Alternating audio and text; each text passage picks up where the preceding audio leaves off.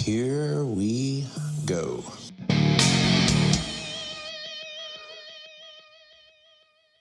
I don't know what to say now. And thank you, Roger. We appreciate it for saying it for me. Well, I thought about it, Joe, and I think for the continuation of what's the term where you have consecutive consonant sounds?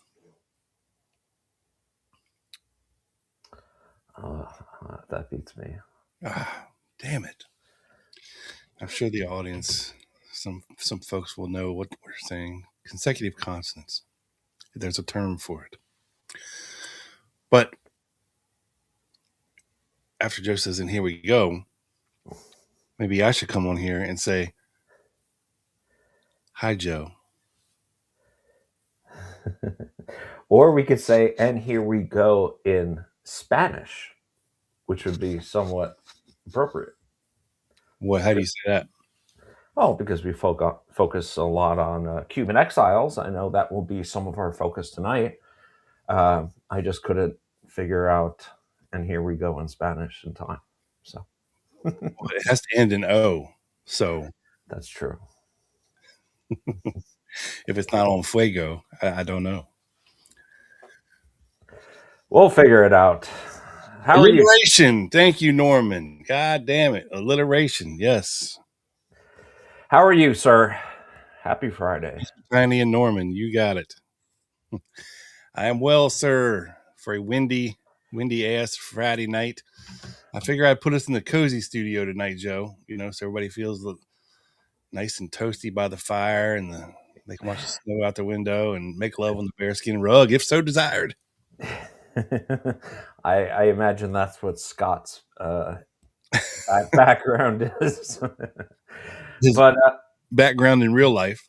Yeah, in real life. But let's welcome the medal winners in. And Aquí vamos. Yeah, that does not rhyme. Yeah.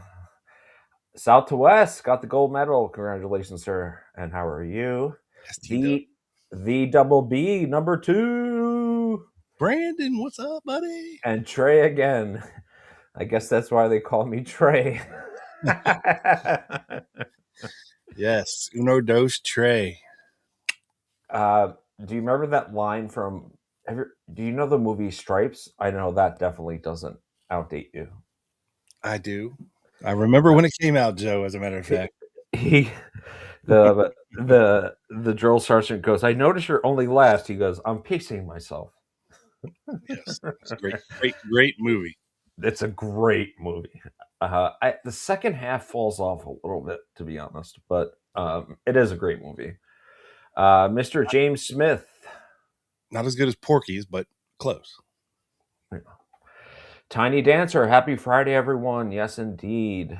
One is ready. Sally, across the pond. Hola, no medal for Sally, but we love you anyway. Hope all is well. Hope the kitties are well. Let me translate her comment. Watcha. That means over here. That means what's up. Anthony Thrip, who is enjoying the morning in Australia, I believe. God bless you, you carpet selling son of a bitch, you. You know what could be flying tonight with David Ferrie? That's right. We know. It's coming down outside the window over there behind Joe's head. Paula, ready with Italian sausage, pasta, and a nice Chianti. What's his name, Paula? Just saying. My question is hot Italian sausage or sweet Italian sausage? Because tomorrow, Rob, I am going to my family's annual meatball dinner. And it has hot sausage. Sounds delicious. Homemade meatballs by my aunt, I guess, and technically cousin, and brajol. And we do, all the cousins do a contest to see who could eat the most. And we stopped it after a bunch of us threw up one night. Roger, what's up, buddy? Yeah, let's go. Hey, Harold, what's up, buddy? Zendar. Hello, Zendar. Howdy to you too, sir. Let's see. Mr. Claude Williams. And Eugene says howdy as well. Let's get this rodeo started. Yeah, let's do it. Gentleman and lady. Mm-hmm. And Rob. Yes. Uh-oh.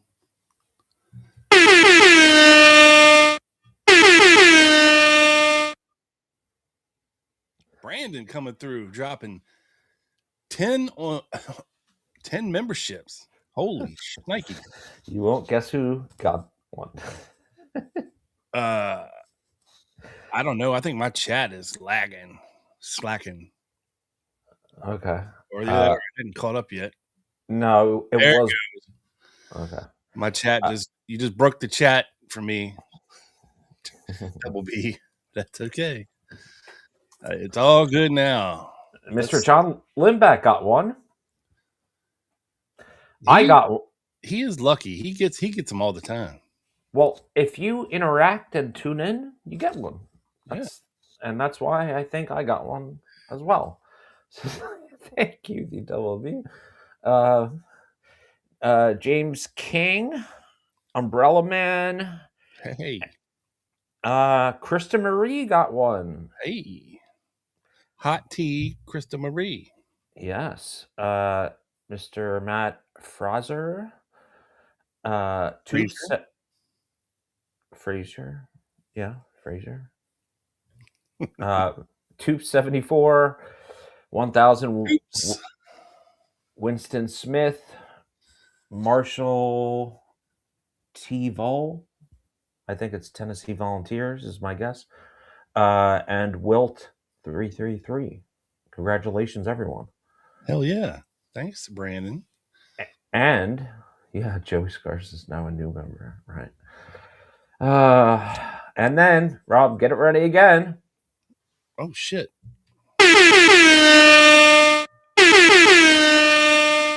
Woo. Jesus. Brandon coming through like Santa Claus, dropping shit out of his bag. He really is Santa Claus. Thank you, sir. Yes, we appreciate your support of this show, and your friendship as well. Been happy to call him a friend, and we love you, buddy. So thank you. And let's see if I'm missing anyone. Asteroid Coming. He says, Mr. Did you hit turn? I saw him in here somewhere. Yeah, I'm not sure I'm there yet. The chat's popping, so I don't know what this thing is. I think it's a high emoji. Mr. Tony Holman, how are you, sir? Who, of course, joined us a couple nights ago. Scott Edwards. John says, I am not a crackpot.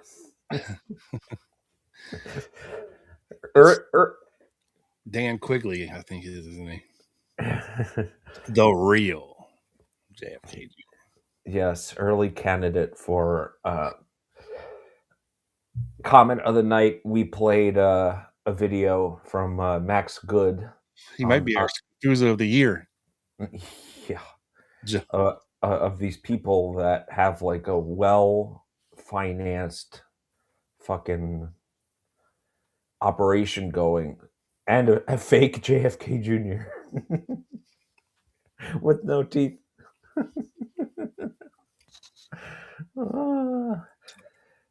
Norman Kohner. How are you, sir? Let's see if I'm missing anyone else. Turin Horse, yes, I am getting to you. Solving the case tonight, right? Yes. That's what we'll probably just throw our hands up and be like, oh, we don't know. You're definitely going to muddy the waters tonight, Turin. That's for damn sure. Yes. Paul Lanici, hello, boys. How are you? Paul. And I want to see Mr. Derek Ward. What's up tonight, fellas? How are you? The DW. What's up, D-Dub? And lastly, but not leastly, Mr. Robert. Phew, Thank you. I knew you were going to struggle with that one. I was too. Yes, there is a medal for that, Robert. It's in the mail. Be on the lookout. So yeah, and Provo Juan just coming in. Hello from the Emerald Isle. Well, hello, sir. I believe that is Ireland, is it not? I think so. Man, I don't know. I love the people from across the oceans. Yeah, They come hang out here. It's breakfast for them, or it's the middle of the night for them, or yeah. I mean, they love to come and hang and talk JFK and get some actual research. And I also want to wish a happy birthday to friend of the show, Matt Crumpton. It's his birthday today of solving JFK. Being a Christmas baby sucks for you, but happy birthday. Yeah, it's hard to get two presents, right? I would always just get one for family members or friends. That One of my kids' birthdays is 2 weeks after Christmas, and I'm always like, you ain't getting shit for your birthday ever. All right, so Rob, what are we going to be getting into tonight? Well, Joseph, we're going to be getting into a lot of horses assery and foolishness in New Orleans, to be specific. But I thought we'd start it out by laying some groundwork, okay, with the CRC, okay? Mm-hmm. Now, the CRC, because I think it's important for context to know who these groups are. We say them all the time, like DRE or the CRC or the FRD or the who the fuck knows. But Yeah. so let's lay a little groundwork here for the CRC. They were the Cuban Revolutionary Council. They absorbed a former group called the Frente Revolucionario Democrático, or otherwise known as the FRD. Okay.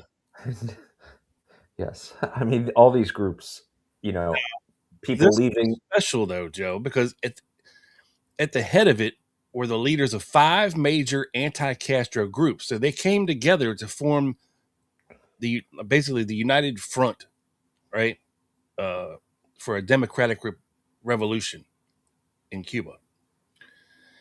And they were known as the military arm of the FRD was known as Brigade 2506, who you may have heard of. Yes, The brigade was eventually composed of almost 1,500 men who were trained by U.S. Army specialists at 2 sites on the south coast of Guatemala. The leaders in the organization was composed of the FRD executive committee were a bunch of people you never heard of. Tony Verona, Manuel Ardeme, who you've all heard of. Mm-hmm. And some other scafoozes. So in 1961, the State Department pressured FRD leaders to accept the MRP, headed by Manuel Ray Rivera, into the FRD. The inclusion of Ray's group into the Alliance of Cuban Exiles was reportedly also terribly important to the White House. Gee, I wonder why. Which wanted to broaden the political base of the FRD. In an effort to attract Ray and his group into the FRD, Tony Verona resigned voluntarily and said, "Fuck you guys, I'm going home." Dr. Miro Cardona was a former Havana jurist who broke with Castro after serving him as his first prime minister. Now, right before the Bay of Pigs invasion, the Cuban Revolutionary Council was formed to coordinate and direct FRD activities with U.S. government support, i.e., CIA funded, basically.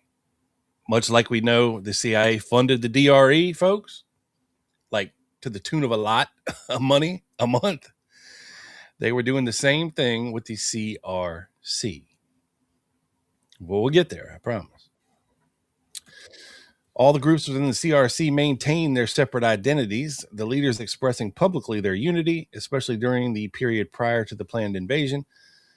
The regrouping included the following Cuban exile leaders: Dr. Jose Miro Cardona, Board of Directors Tony Verona, Justo Carrillo, Carlos Sevilla, Antonio Maceo, Manuel Rey, and Manuel Artime. CRC committees were organized in key cities in the United States and delegations appointed in Latin American countries. So this place, the CIA's following a plan that they have when it comes to funding these anti-Castro Cuban organizations. And they're following a blueprint, where they're having these groups scattered all throughout the United States, or at least delegates of them, and putting them up in key major cities, and also disrupting things in Latin American countries and all over the world in some cases. The failure of the Bay of Pigs invasion resulted in Castro's capture and imprisonment of over 1,000 of the almost 1,500 brigade's members, which pretty much wiped them out. Yeah. He was ready for them for sure. He was. The dejected leaders of the CRC, who had been sequestered for security reasons at the start of the invasion, were later taken to the White House for a personal visit with President Kennedy, who expressed his regret and assumed responsibility for the invasion failure. So that's pretty crazy to me that they invited the dejected leaders to the White House to meet with Kennedy, and Kennedy told them blatantly to their face, "My bad, folks. Sorry, I fucked up. I know a lot of people died and got captured, but sorry." Right. But did he actually? Because he never really committed to having air support.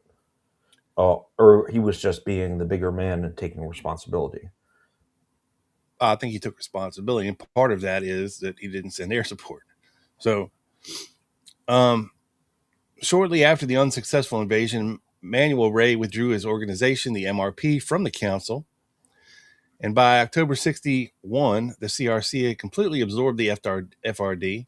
Cardona remained at the helm, which had been enlarged to include the Revolutionary Action and a faction of the 30th of November movement. While some unification had been achieved, the Cuban exile groups were plagued by factionalism, personal rivalries for leadership roles, and conflicting programs. Nevertheless, the CRC was still considered the principal unifying organization of the Cuban exile community, although no anti-Castro leader emerged who could command broad support of the community. After the missile crisis, the policy of the United States toward Castro regime changed drastically. In his book, The Losers, Paul Bethel, former press attaché at the Havana embassy, noted, "There is no doubt that Kennedy and his brother consciously set about to the business of stopping all efforts to unhorse Fidel Castro from outside exile attacks and from Cuba's internal resistance movements." So there was a drastic change after the missile crisis when it came to overtly trying to remove Castro from power, right? Mm-hmm. They set up the what was it called when they forbade people from going offshore out of the country? It was the Not the blockade, but contain to county or something, right? something like that. And Yeah. because a lot of these anti-Castro Cubans and exiles and guerrilla fighters and freedom fighters, they were charged with it. Neutrality Act. That's what it is. Bam. Mm-hmm. Yeah, that was the Kennedy's tool to try to control these people, is hit them with the Neutrality Act. Yes, Norman, it was right there. Right there. And I dug it out, baby. Let's see. So I don't need to read the whole damn thing here, but here's where it gets interesting. The CRC was revamped and Dr. Antonio Maceo elected president, although Tony Verona was still a dominating force in the organization. Government funds to the CRC were cut off, Joe, on May 1st, 1963, and could no longer support its Latin American delegates. So, while funding was still going to the DRE at this time, the CRC had been cut off in May of 63. Which, keep in mind here, when we look at the folks who were associated with the CRC, one could see why a lot of these people could be considered suspects. Okay. But we'll get there, I promise. And they went to funding went for funding to other people, possibly yes, possibly mafia. But pretty much the CRC was pretty much Dunsky. You know, by the time, probably right around the time that Lee Harvey Oswald was starting up his Fair Play for Cuba committee in New Orleans, you know, summer 63, basically. The credibility of the CRC then took a severe blow. In June, the Miami News revealed that a highly publicized commando raid on Cuba, purportedly on June 21st, was actually a hoax. According to the newspaper, although Dr. Maceo did not say it, sources related the proposed landing of up to 3,000 commandos was a fraud that ballooned with a tacit consent of other publicly minded CRC members. Following the revelations, Dr. Maceo resigned as president of the CRC and was succeeded by Tony Verona. Okay. Now, if you watched our presentation that we did back in November, Tony Verona factors highly into Santos Traficante, shit that was going on with other folks in New Orleans. Very interesting dude. Yeah. And I believe I believe he is going to be highly featured in the next 2 chapters of the Oswald puzzle, as Larry and David hinted on our show. Now, to further lay the groundwork here for the CRC, we move over here. We'll go to the middle here. With CIA funds, 2 public relations firms were hired: Lem Jones Associates in New York, Abrams Osborne in Miami. These firms issued statements signed by the CRC, although they had been written by the CIA.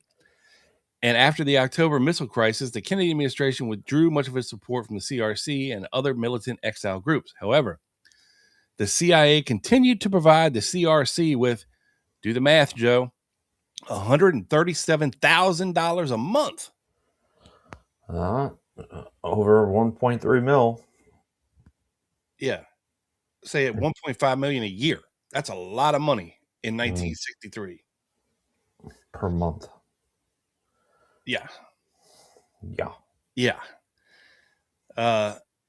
In April of 63, Cardona resigned, claiming Kennedy had chosen the path of peaceful coexistence with Castro's government. He felt the U.S. had become a victim of a master play by the Russians and angrily stated that the struggle for Cuba is in the process of being liquidated by the government. You see how pissed off these anti-Castro Cubans are, Joe. They are talking mad shit about Kennedy at this point because they think he's a giant pussy. Yeah. And he won't let them do their thing. Right? Yeah. 100%. You know, they do, these anti-Castro Cubans don't realize, you know, you keep fucking around.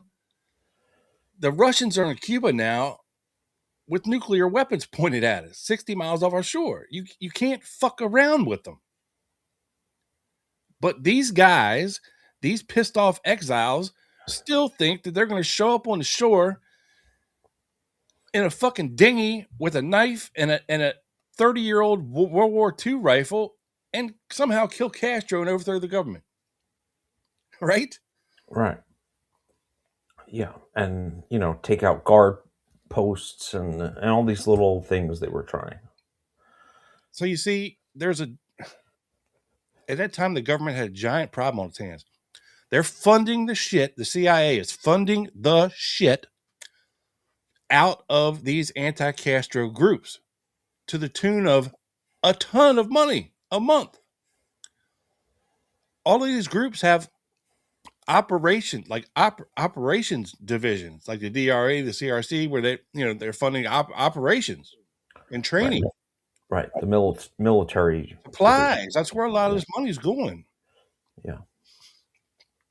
So you can understand the dichotomy where part of our government is giving these groups money to fund and do all this shit, but then another part of the government is saying, no, nay. You even go off the shore, we're going to arrest you for violation of the Neutrality Act and put you in jail, right? Right. And especially FBI versus CIA in particular, right? FBI was trying to keep all these people in county, and the CIA was kind of funding them too. Right. So there's interagency conflict, like we talk about all the time, as well. And why is this important, Joe? Because in 1961 through 1962, the New Orleans chapter of the CRC occupied an office in the Newman Building at 544 Camp Street, the same address that was stamped on Carlos Lamont's pamphlet that Lee Harvey Oswald handed out, Crimes Against Cuba. This was the building where anti-Castro activist and accused JFK assassination conspirator Guy Bannister also had his office, which is a problem. During this period, Bannister, associate and good buddy Sergio Arcacha Smith was, quote, much like Carlos Bernier, Sergio Arcacha Smith was the, quote, official delegate for the New Orleans chapter of the CRC. Although in the CRC, Joe, Sergio was not the only member like Carlos Bernier, okay? Right.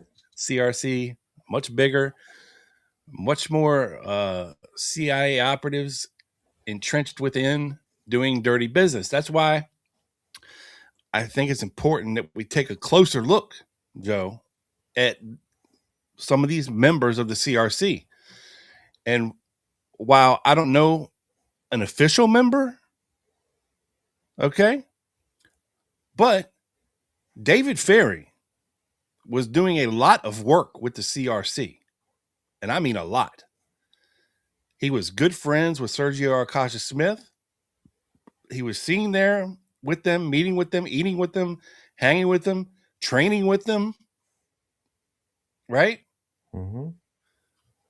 We know he was around Bannister's office a lot. So that is why we are going to be taking a closer look at some of this stuff that people have to say tonight, because I think that sets the table pretty good, Joe. I think so too. And one of the people who headed the New Orleans CRC was none other than Francisco Frank Bartes. Right. So Sergio Arcacha Smith stepped down as de facto delegate of the CRC, if you will, in 1962. And I don't know if there was any leadership at all officially in the New Orleans chapter until 1963. I think there may have been a period of time in there where they were just pretty much running roughshod and doing whatever they wanted. Now, some prominent members of the New Orleans chapter of the CRC that you may have heard of before, again, like Sergio Arcacha Smith, like Frank Bartes, okay, the Rodriguez's, plural, okay, Augustin Guitard, which is Silvio Odio's uncle, okay, Carlos Quiroga, maybe you've heard of that guy, right? And many, many more, which we're going to get into here tonight. So I was going over this with Joe the other night, and I'm like, he's like, so what do you got? I said, a bunch of shit from a lot of people you've never heard of. Right? Yeah, you did. And was I lying? You were not. I was not. No. Yeah, go ahead. And I'm sure a lot of our audience here might not know about them either. So, well, that's why we're here, to bring it to your attention, because a lot of people I never heard of and don't know who the hell they are, you know? So yes, that's a problem. Good one. Bill. Oh, I love it. Yeah, I do too. This is going to be a banger.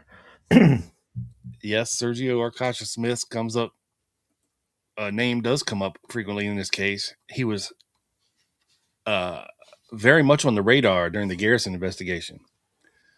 I believe he got the hell out of New Orleans at some point shortly before Garrison, or shortly after Garrison reopened his investigation, and actually moved to Texas, Dallas to be specific, which is odd, but okay. Not everywhere you're going to go. Sergio runs to Dallas. Now, of course, they subpoena him to come back to New Orleans. He says, nah, I'm good. If you want to talk to me, come to Texas. So they do. They do. They go talk to him in Texas. Nothing ever happens to him.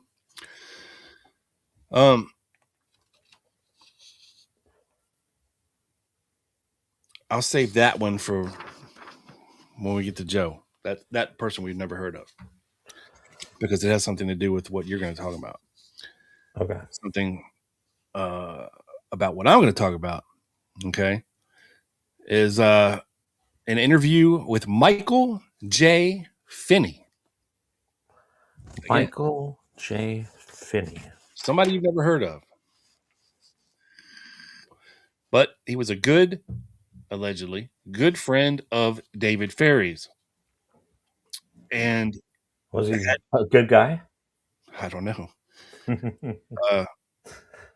Finney said that he had not seen David Ferrie, though, since 1963 at this time. Okay. At the time of the Garrison investigation.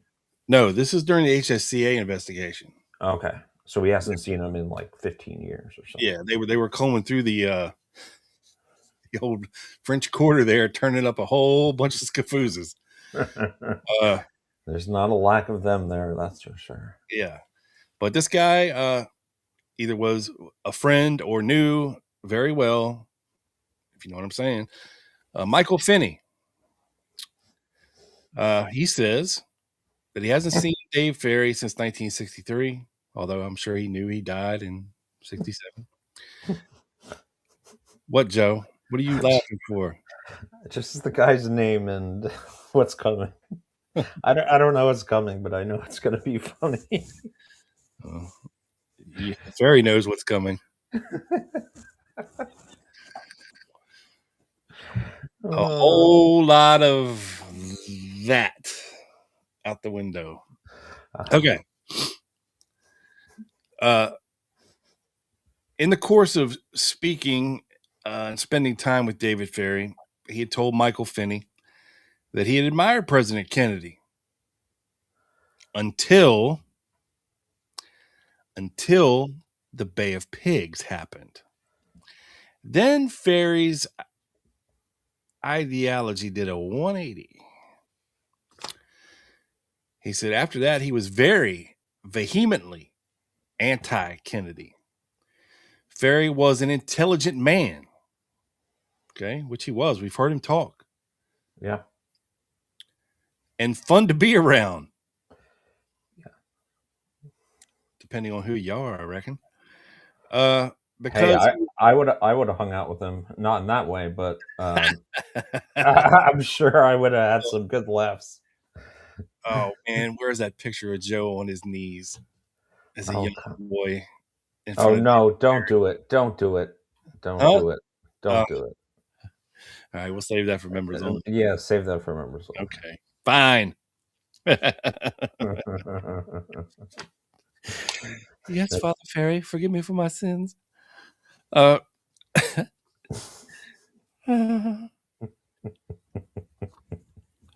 man. Young Joseph, I'm going to need to see you back in the rectory after the service.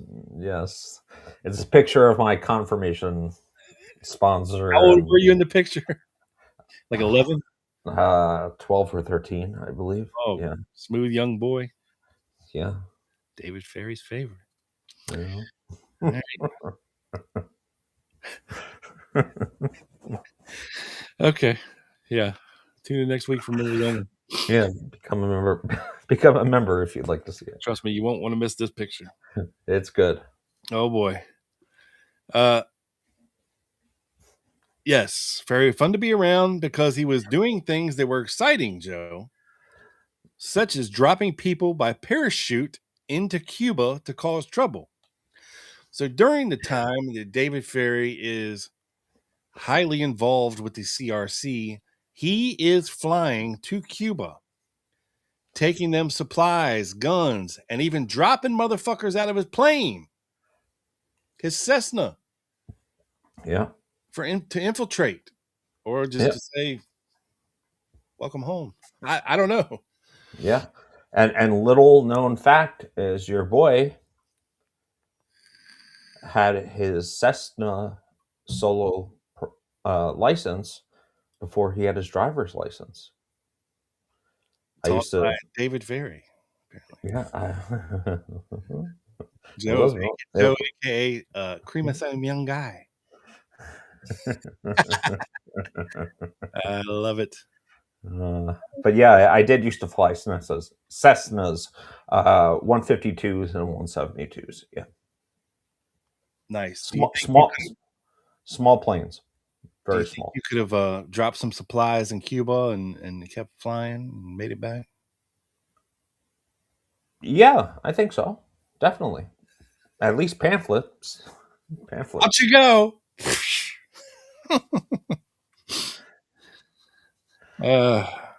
Ferrie had a simple plan that he said would eventually overthrow Castro. You ready for this plan of David Ferrie's, Joe? Yeah, I am. The plan would go something like this. People would wear certain color shirts or jackets on certain days and taking part in certain acts of sabotage, depending on the color of their shirt or jacket, against places like electric companies and waterworks, etc., the infrastructure of Cuba. So, call it a half-baked plan, if you will, but everybody with red shirts on a Tuesday is going to fuck with any kind of, electrical telephone poles or, stations, transfer stations, blow shit up, basically. The waterworks, put yourself back in the Stone Age, just kill your own country's water supply and electricity, so you can go home and just have to shit in a bucket, which they may have been doing before that anyway. Who knows? Yeah. No, but you're right. Attacking infrastructure was definitely a goal.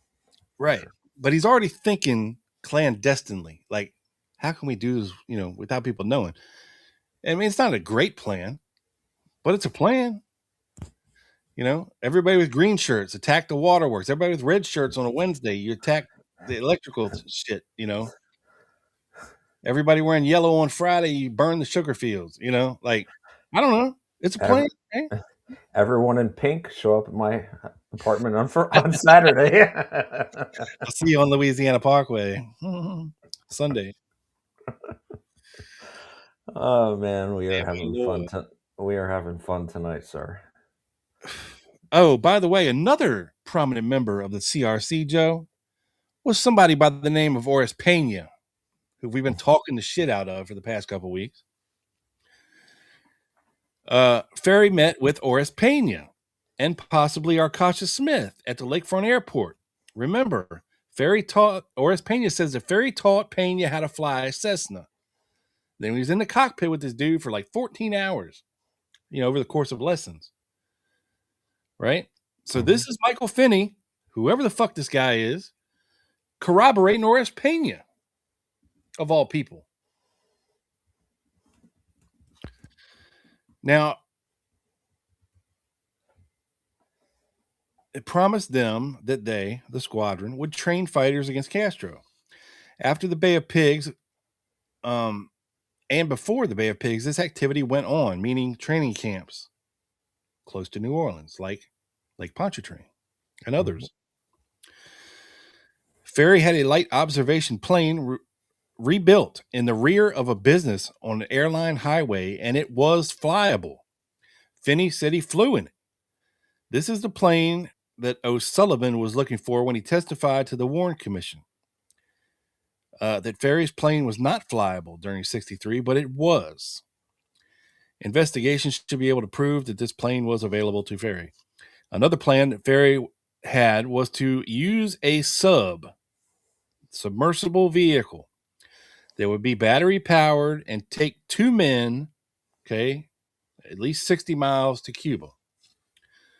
After that, it would end up on the ocean floor, sucked in like a Coke can. Like that's so miserable that went down to the Titanic. Yeah, the Scufuza sub. Yeah.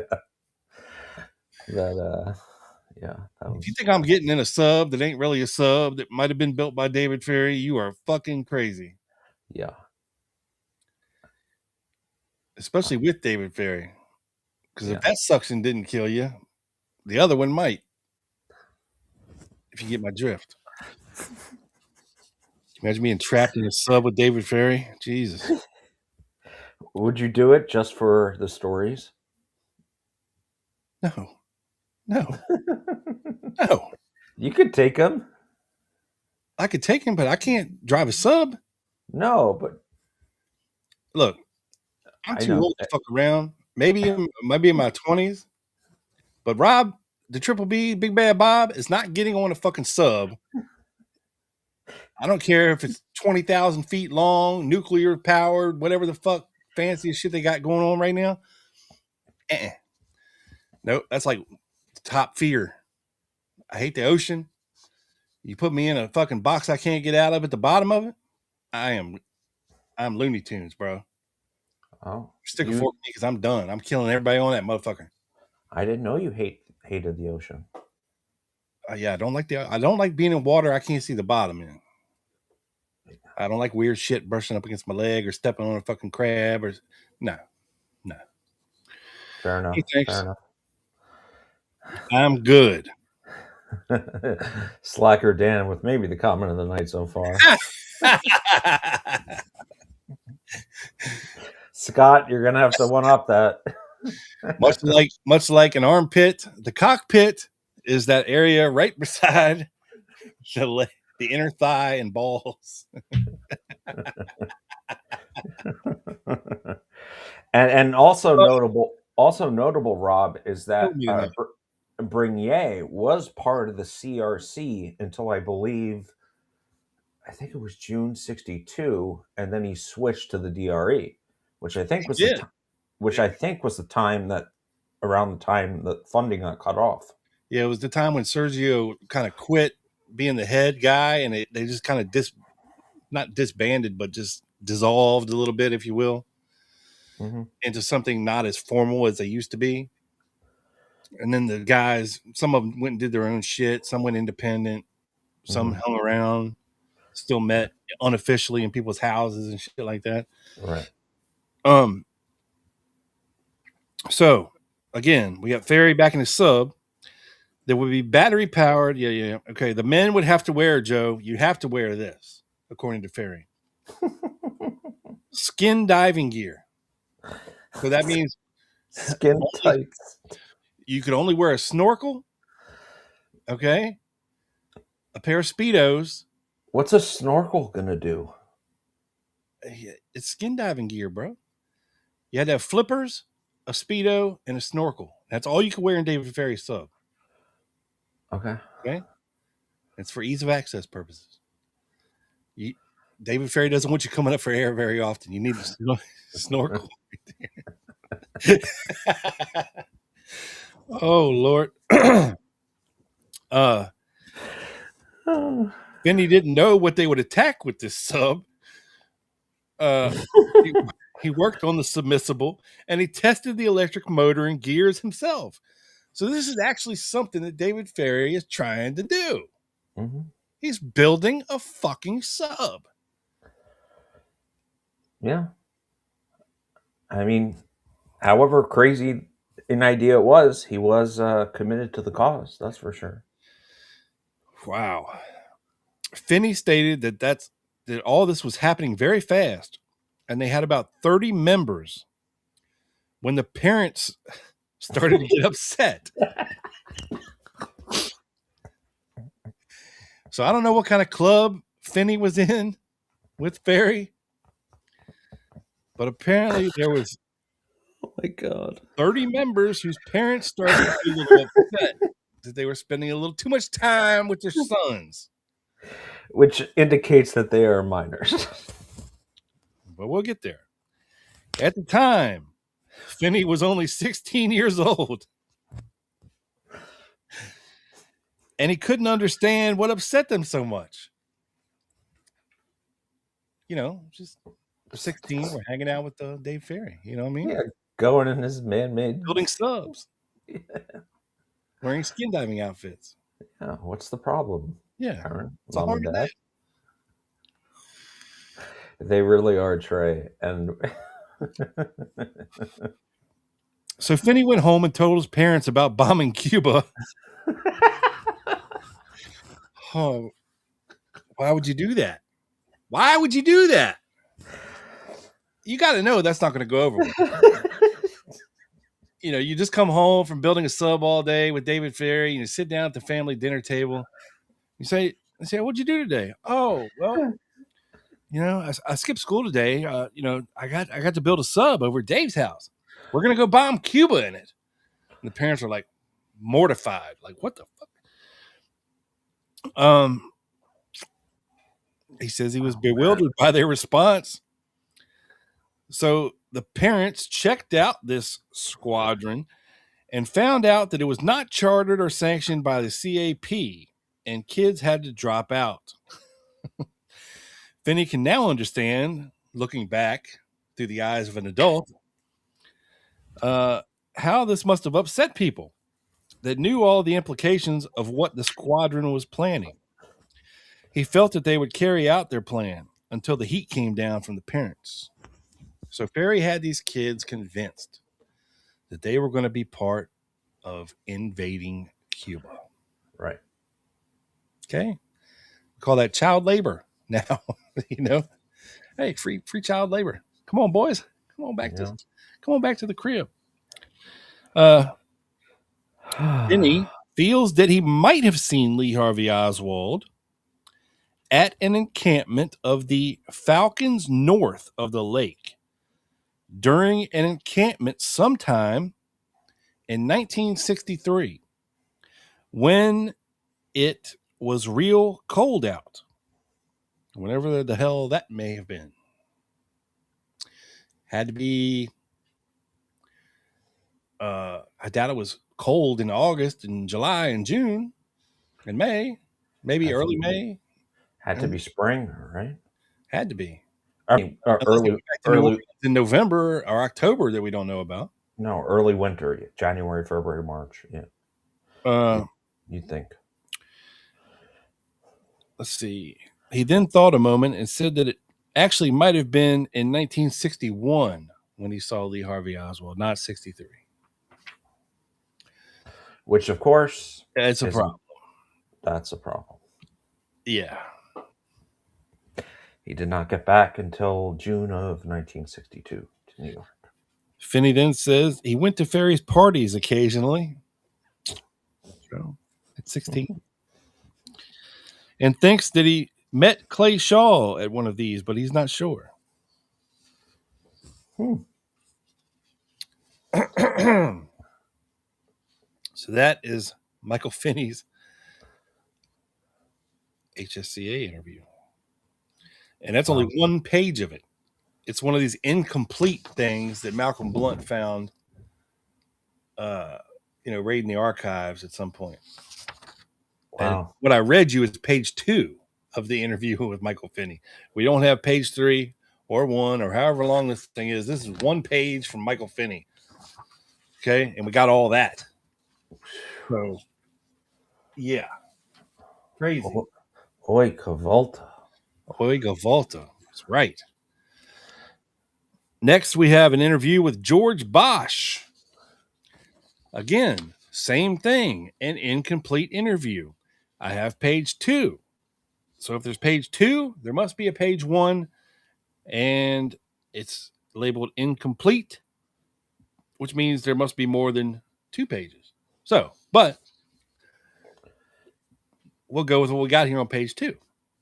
Okay. Again, George Bosch. Joe, you never heard of him. No. And it's not spelled the same as Orlando Bosch, right? It's not. Right. No relation. Just to... I mean, his name might be Bosch. Boosh. Yeah. Yeah. I don't know. Just to make it clear for our audience here. Boesch, however you say that in Louisiana. Trey, help us there. Bosch was interested in flying, and this brought him in contact with Ferrie. Ferrie had hair when he first met him. Why? Later, he saw Ferrie, and Ferrie was bald because of some type of accident. He thinks some kind of aircraft antifreeze had dripped on his head and melted his hair off his fucking head. What? This is gold. What? I guess he was working on an airplane with David Ferrie one time and he saw antifreeze drip on his head and he thinks that's what made him bald. Mm-hmm. Okay. Ferrie flew many of the cadets around the New Orleans lakefront, if you know what I'm saying. Bosch once flew with him over a seminary north of Lake Pontchartrain. And Ferrie mentioned that he was either a priest at one time or that he had studied for the priesthood. You know, George, I used to be a priest. A man of God, if you will. Would you till they kick me out? Hey. Bosch thought that he might have indicated Ferrie had his own plane at the time and was doing well. Ferrie was very intelligent. Again, this is another guy saying this. Mm-hmm. Yeah, there's no doubt he was extremely intelligent. Extremely. And to Bosch's knowledge,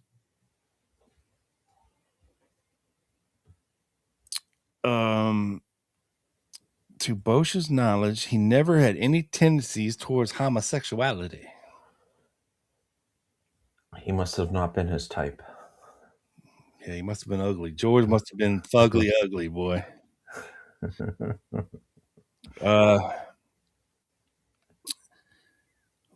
But again, if you've ever heard Ferrie talk for real, he doesn't sound like a Momo. You know, like he's not overly flamboyantly gay, right? He looks like a normal dude. Well, I take that back. He talks like a normal dude. No, he has like a deep voice. Nothing like how he was portrayed by Joe Pesci in JFK. Nothing. Yeah. So George was surprised to learn later from others that David Ferrie had drinking parties at his house. So George must have not been invited to the drinking parties, Joe. I told you he wasn't his type. The original P. Diddy, boy. D. Ferrie, P. Diddy. Yeah.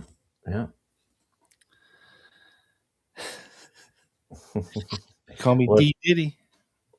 What's up, Timothy Ryan? How are you? We're just having a little fun here, Timothy. Yeah. You'll have to go back for some laughs. Oh, yeah. Well, they're not over, so stick around, too. Yeah. Let's see. Bosch left the Cap around 56 or 57 and did not hear of any of these Cuban issues or Ferrie's troubles with the airlines until much later. Bosch remembers Ferrie as a decent sort of guy. Not a but a decent sort of guy that was mostly interested in flying and teaching flying to kids. Right. And of course, unquote, kids. 56, 57 is way before the Cuban drama, right? I mean, Batista was still in power at that point. Yeah, sit right here in between my legs and grab this stick here, young Junior. Now pull back on the stick.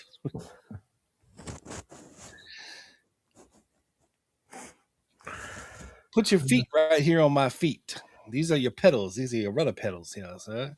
Well, actually, Rob, a lot of the Cessnas that I flew, they had there were two seats in the Cessna 152s, and both had pedals and Paddles.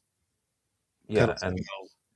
and what's the fucking thing you drive with? I'm blanking on the name. Wheel? Yeah. So as I was being trained, like the lady that did it at the time could take over if necessary, right? And she would say, "Get your foot off shit, the pedals and the handles, the wheel or the pedal." Yeah.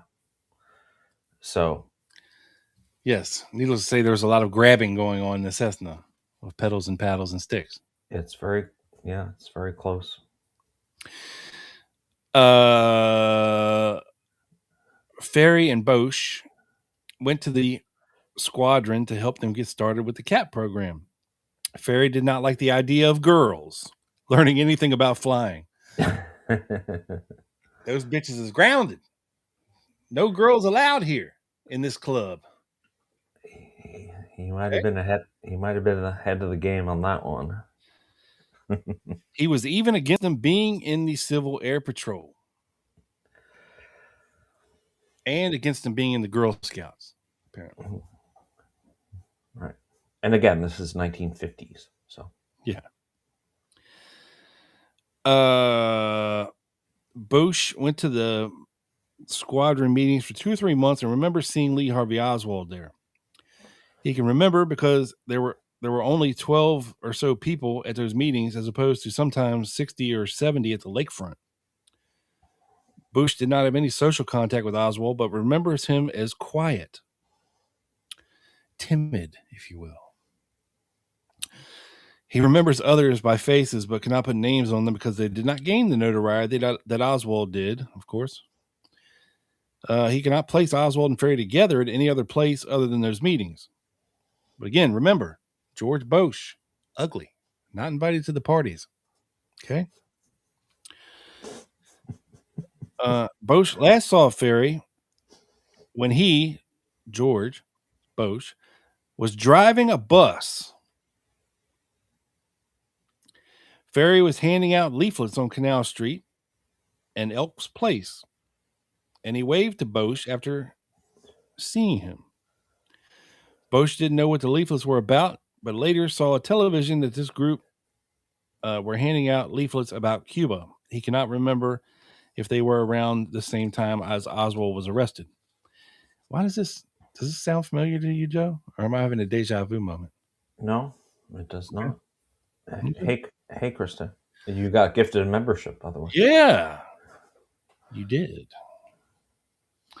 Thank the double B. Lucky gal here.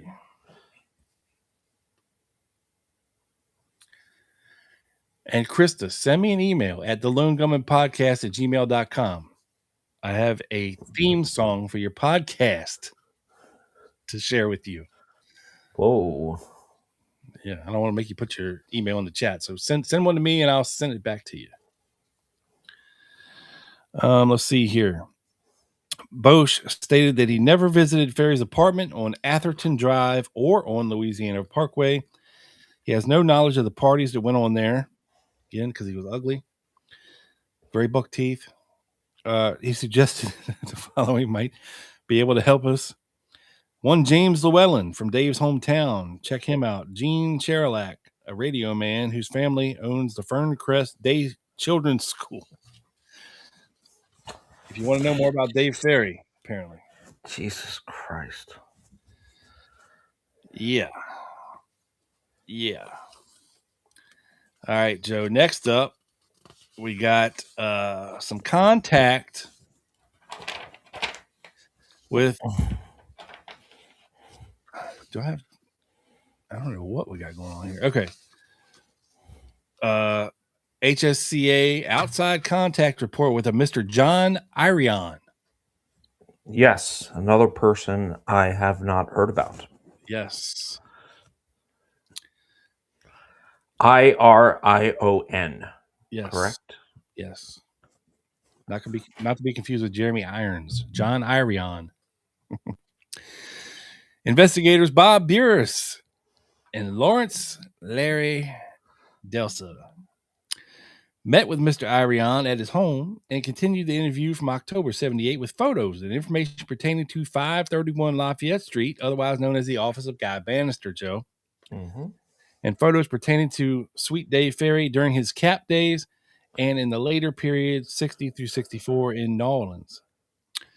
Mr. Irion stated that he saw Ferrie last during the beginning of the Garrison investigation at Ferrie's Louisiana Avenue apartment. Okay, so this is a fairly recent hanging out with Ferrie. He said Ferrie was very depressed, very paranoid, and very sickly looking. Ferrie said that the investigation was driving him crazy. He said that he didn't know Lee Harvey Oswald, damn it, and that he'd never known a Clay Shaw. This conversation occurred sometime in 1966. Mr. Irion stated that he always liked and still liked Dave Ferrie to this day in 1978. But he would tell investigators anything that he remembered with the hope that it would help lay the matter to rest. Okay? So this guy went to the parties at Louisiana Avenue Parkway, loved him some Dave Ferrie, and still did 15 years later after 1963. But he'd help him out.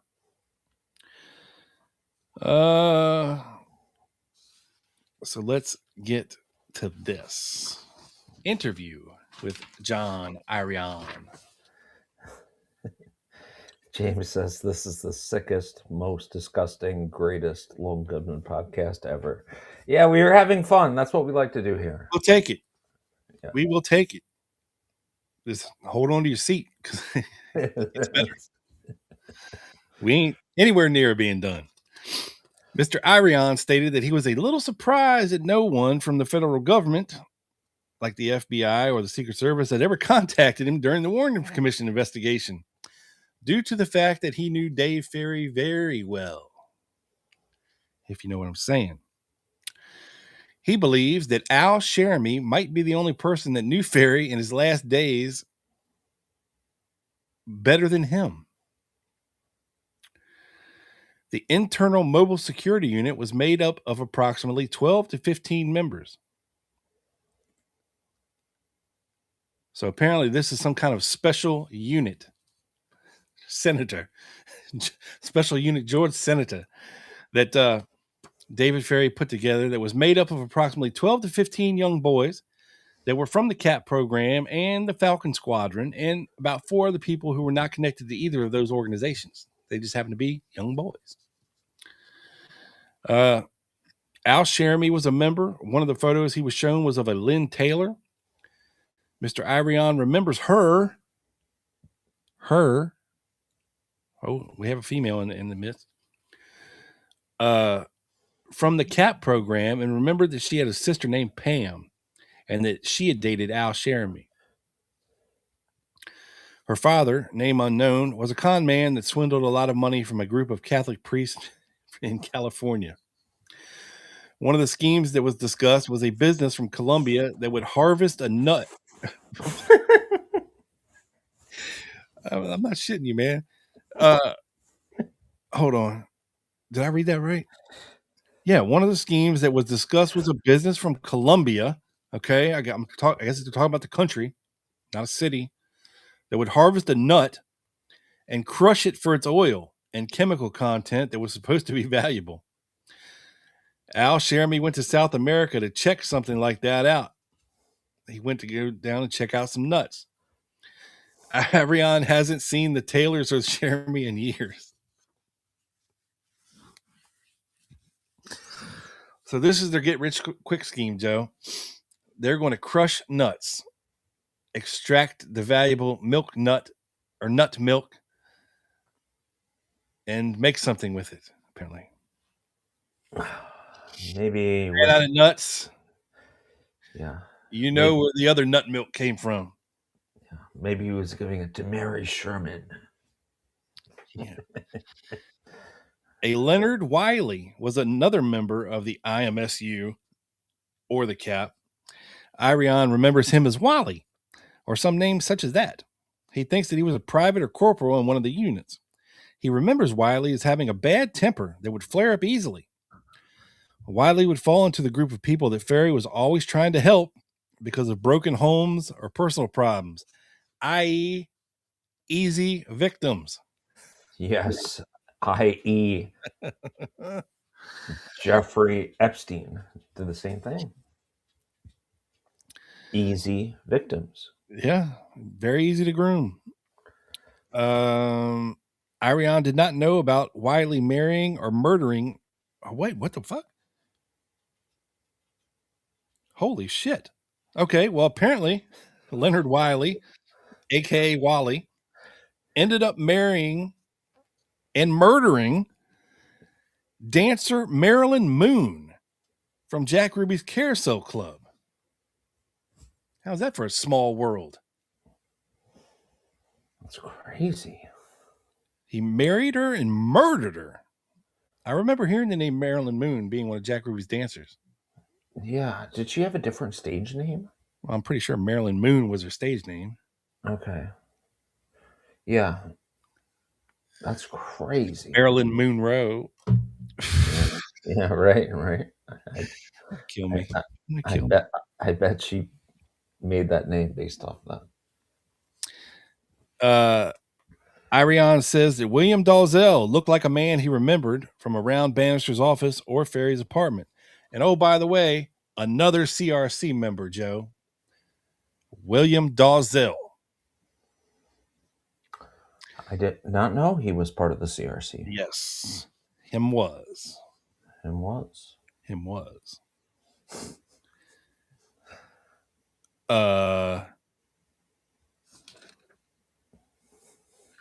a minute here. Oh, Ariane remembered an incident when he was with Bannister at the office. Okay. And Ariane and Morris Brownlee went to Bannister's house on Argonne Street. Wait a minute. Hold the mother effing phone, Joe. Okay. Are we going to look up the location of Argonne Street? Because somebody else lived on motherfucking Argonne Street you may have heard of that I've been meaning to show his fucking house for 2 weeks. Everybody say hello to Oris Pena's house on Argonne Boulevard or street or whatever. Whew. This is where Oris Pena was living in 1963. Yeah. Wow. And look at that landscaping. Well, this is a recent picture, Joe. This is not. Yeah, that's true. I mean, that's true. Pretty nice digs for Oris Pena, you know. Yeah. Little timid Cuban bar owner Oris Pena. He told me he beat my ass. He take my ass.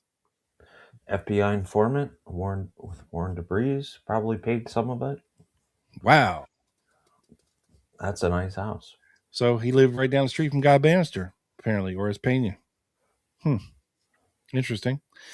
They stayed late talking about politics, and he was impressed with the intelligence of one Fred Lee Chrisman, who he says he met at Bannister's house. What?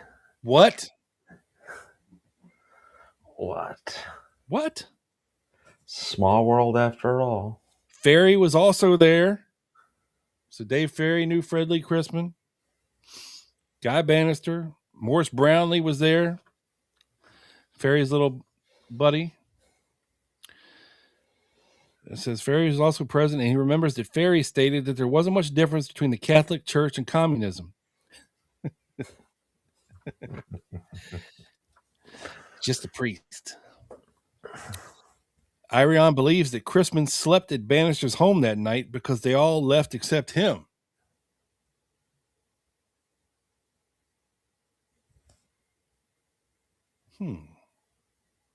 Interesting. A lot of scaffoozery going on around here, Joe. Maybe he was just too drunk to drive. Yeah. Maybe he just, didn't have anywhere else to go or something. Yeah, maybe he got They were such good friends, Bannister probably said, you don't need to pay for a hotel. You can stay at my house. It's all good. Right. Craziness. A Doc Riera is vaguely remembered by Irion as being associated in some way with Ferrie, but the exact connection is not clear. The investigators did not have the first name or alias of Doc. Irion remembers this man as being involved with the Cubans and Arcasha Smith. Riera was also seen at the office of what prominent New Orleans lawyer, Joe? That would be 3 syllables. Yeah, I know. The lawyers, the mobs, the mob. Yeah, Marcelo's lawyer. Ray Gill. Yes, there you go. Yes. Thank you. And possibly knew Carlos Marcello and Guy Bannister. Irion does remember that Ferrie and some of the guys built a man. Wait a minute, what? All right, so I'm sorry. What is going on here? Hey, Peaches, how are you? Irion does remember that Ferrie and some of the boys built a man from the bones out to the skin by studying books on anatomy.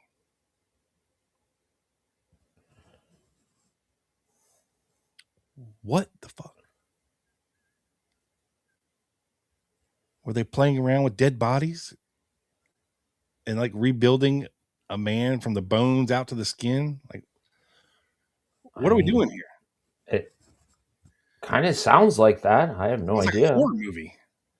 Jesus Christ. Yeah, we start with the skeleton, boys, and we'll take this other body here. We're going to open him. We're going to put his organs in the skeleton, and then we're going to sew the skin over the skeleton and the bones. Okay. I mean, there was a lot of weird shit going on before people had 1,000 TV channels and cell phones and computers. A lot of time on their hands, apparently. Yeah. You got to learn anatomy some way, Joe. Sure. There's only so much you can teach from the outside. Wow. Okay. Yeah. To this day, Irion can remember many of the bones and muscles that Ferrie pointed out to him.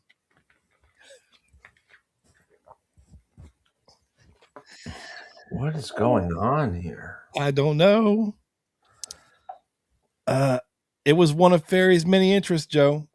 This was done in the lab that they built at Ferrie's Airline Street address.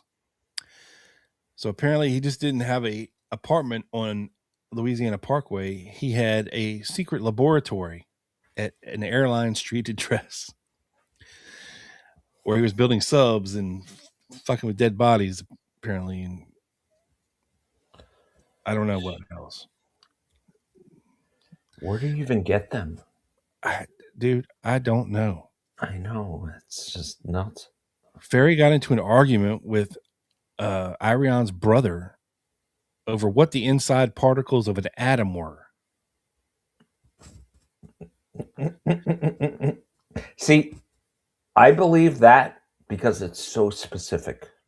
Yeah. You know what I mean? You just can't make shit up like this. Like, right. You can, right. But it's not like this. No. This is way left of field. Yes.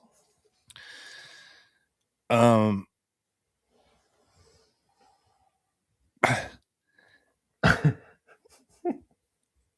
brother was some kind of physicist, and Ferrie was bragging that he knew about this subatomic particle before many of these so-called doctors around the U.S. Ferrie also bragged that he was one of the first men to know about Russia putting up the first Sputnik. Irion to this day can't figure out if Ferrie was just provoking his brother or telling the truth. The two brothers parted company at the airport, shouting at each other. Okay.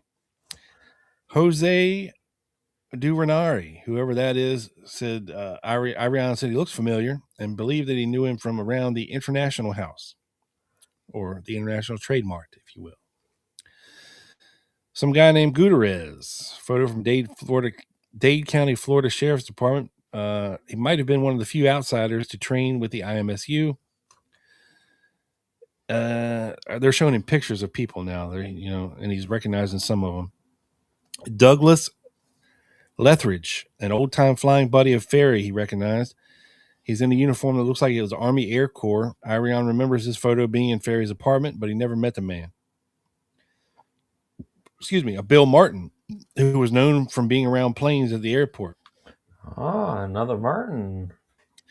Florencio Villarreal, name and photo are familiar only. Frank Sturgis, early photos of him look like a man that used to be around some of the IMSU training grounds.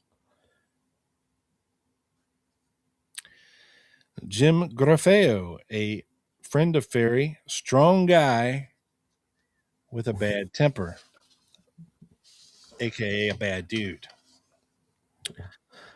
Never a good combination. Never a good combination. Mr. Irion remembers Lee Harvey Oswald from the CAP program when Oswald was going there through basic training, but does not remember him taking part in any of the quote-unquote regular activities, aka parties at Dave's house. This was approximately 56 to 57 upon viewing Oswald's photo in the New Orleans Times-Picayune of May 30th, 6080 he stated that Oswald would probably not have been allowed to wear a uniform unless he completed his training and probationary period, but he does not recall seeing him as a regular, which we know is not true because we actually have a picture of Oswald in his cap uniform. Mm-hmm. Just saying. Yeah. Maybe Joe can find that while I finish up here.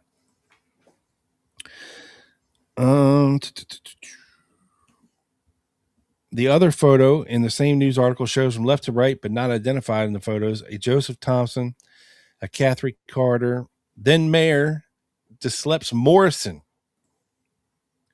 So you have the mayor of New Orleans hanging out with Dave Ferrie and the boys in the CAP program, caught in a photo. Mm-hmm.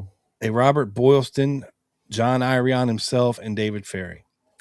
Mr. Irion stated that he remembers that day and showed the investigators two other photos from that day, which was an inspection day. None of the photos showed Oswald, though. The uniforms in all three photos were not the same, and Mr. Irion stated that this might be photos from two different days, but involving the same people, looking back. Irion stated that he knew Dave Ferrie from approximately 56 to 66, both in CAP and socially. He cannot remember specifically any time that Oswald and Ferrie were together, but states that their contact is highly probable due to the many courses that Ferrie taught. Mm-hmm. I did add it to the screen, and Oswald is wearing a T-shirt here. Yeah, this is not the right photo, Joe. Okay. There's actually a photo of Oswald in a CAP uniform. He's just by himself from like chest up. Okay. See if you can find that one. Okay. He's got a little gate, one of his little hats on, and I believe he's got cap pins on his, shirt. Where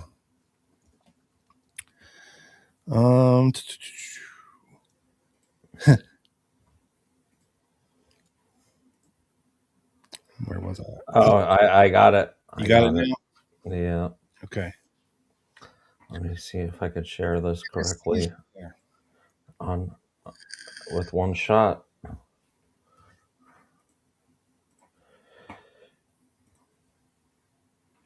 Boom. There he is, Cadet Civil Air Patrol, Lee Harvey Oswald. 1955. Yeah. You can buy it. What's sold for $1,115. Wow. Wow. Oh, is this Harvey or is this Lee, Rob? We will never know, Joe. We'll never know. He appears to have a thick bull neck with attached earlobes. Maybe it's a composite photo of Harvey and Lee. I don't know. Who knows? He cooperated with members of the DA's office, Jim Garrison, by answering their questions, but he did not appear before a grand jury, and he's not sure of all the details of his statements due to the time lapse and non-usage of Garrison for whatever reason. He was not talked into joining the Marines. He was never a member of the Marines, as the investigators reported stated. He did become a Catholic, though, a dirty Catholic, due to the interest that Ferrie showed in the religion. Ferrie one time asked Irion to make a full confession to him as a priest. But Irion declined. This occurred at Ferrie's gas station. All right, hold on.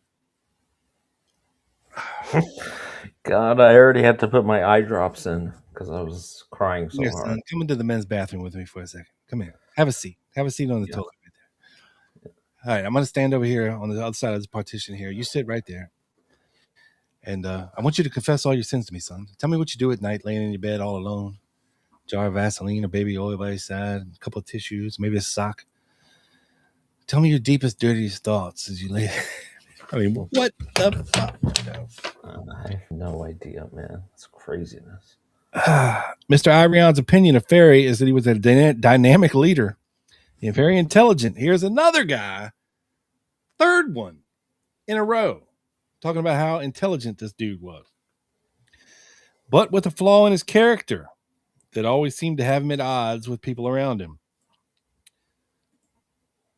This became more apparent in Ferrie's last 3 or 4 years. Mr. Irion identified the following photos as being familiar or related knowledge of the persons. Number 1, G. Ray Gill. Irion knew him as Ferrie's attorney, and Irion was flown to Miami by Gill on a commercial flights to testify on behalf of David Ferrie's character. So Irion is one of the guys they sent to Miami to tell them what a great guy David Ferrie was there at Eastern Airlines. Yeah. Wow. As did Guy Bannister, by the way. Yeah. A character witness, I believe they call it. Yeah. Ferrie worked as an investigator for G. Ray Gill, who had him doing some work for Carlos Marcello. Ferrie got G. Ray Gill off of a case that the IRS had against him, and Irion felt that this endeared Ferrie to Gill and impressed others. So this is why David Ferrie, old scum of the earth David Ferrie, not a real investigator, by the way, was hired by G. Ray Gill as his personal investigator because David Ferrie had gotten him out of some hot water with the IRS, Joe. Did I know that? Number 7, Jack Martin. Ferrie and Martin were always arguing, and they did some type of work together for Bannister and Gill. That is both true. Yeah, so that is John Irion, Joe. Wow. So he was a character witness at the Eastern Airlines thing, huh? Yeah. And last thing I got, and I'll set it up for you, and that for because I got some more skafoozery after you get done. You can't keep going on and on like this. My tear ducts are swelling. I have here an HSCA contact report with a Mr. John Sullivan from 1978, Joe. Staff investigator Lawrence L.J. Delsa met with Mr. John Sullivan at his office on St. Charles Street. Mr. Sullivan is the manager and head of records for the Louisiana Unemployment Security Office. Now, the reason we're going to mention this here is because of all the skafoozery going on at the Texas Employment Commission that we talked about for our little presentation and for the past couple of weeks. Keep finding more and more things that are suspect. Yep. Have another one for you shortly. Yeah. Here's what he had to say. Mr. Sullivan told Delsa that a Mr. Hermano Messina, now deceased, was the head of records for the Louisiana Unemployment Security Office in New Orleans in November of 1963.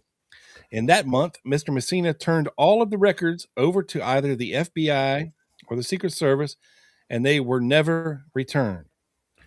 Sullivan said that he knows there were no copies made by them and there were no other records on hand at their office. So basically what this guy's saying is the FBI shows up shortly after Lee Harvey Oswald is arrested or killed in Texas at the New Orleans Unemployment Office and makes them turn over all of their records. Right. And they have no copies. So the FBI took everything and never gave them back, which is interesting. So, Joe, I'll let you pick it up from there, my friend. All right. Yeah, so I was tasked with doing a little Frank Bartes little mini deep dive, and here I am using Mr. Rob's PowerPoint I like it. format. Yeah, it's great. I love it. That's why I use it. And this is Oswald's employment Hang on. timeline. Go back to that first picture, Joe, real quick. Yeah, I have the video queued up. I don't know. We should point out some people here in this. Okay. Okay.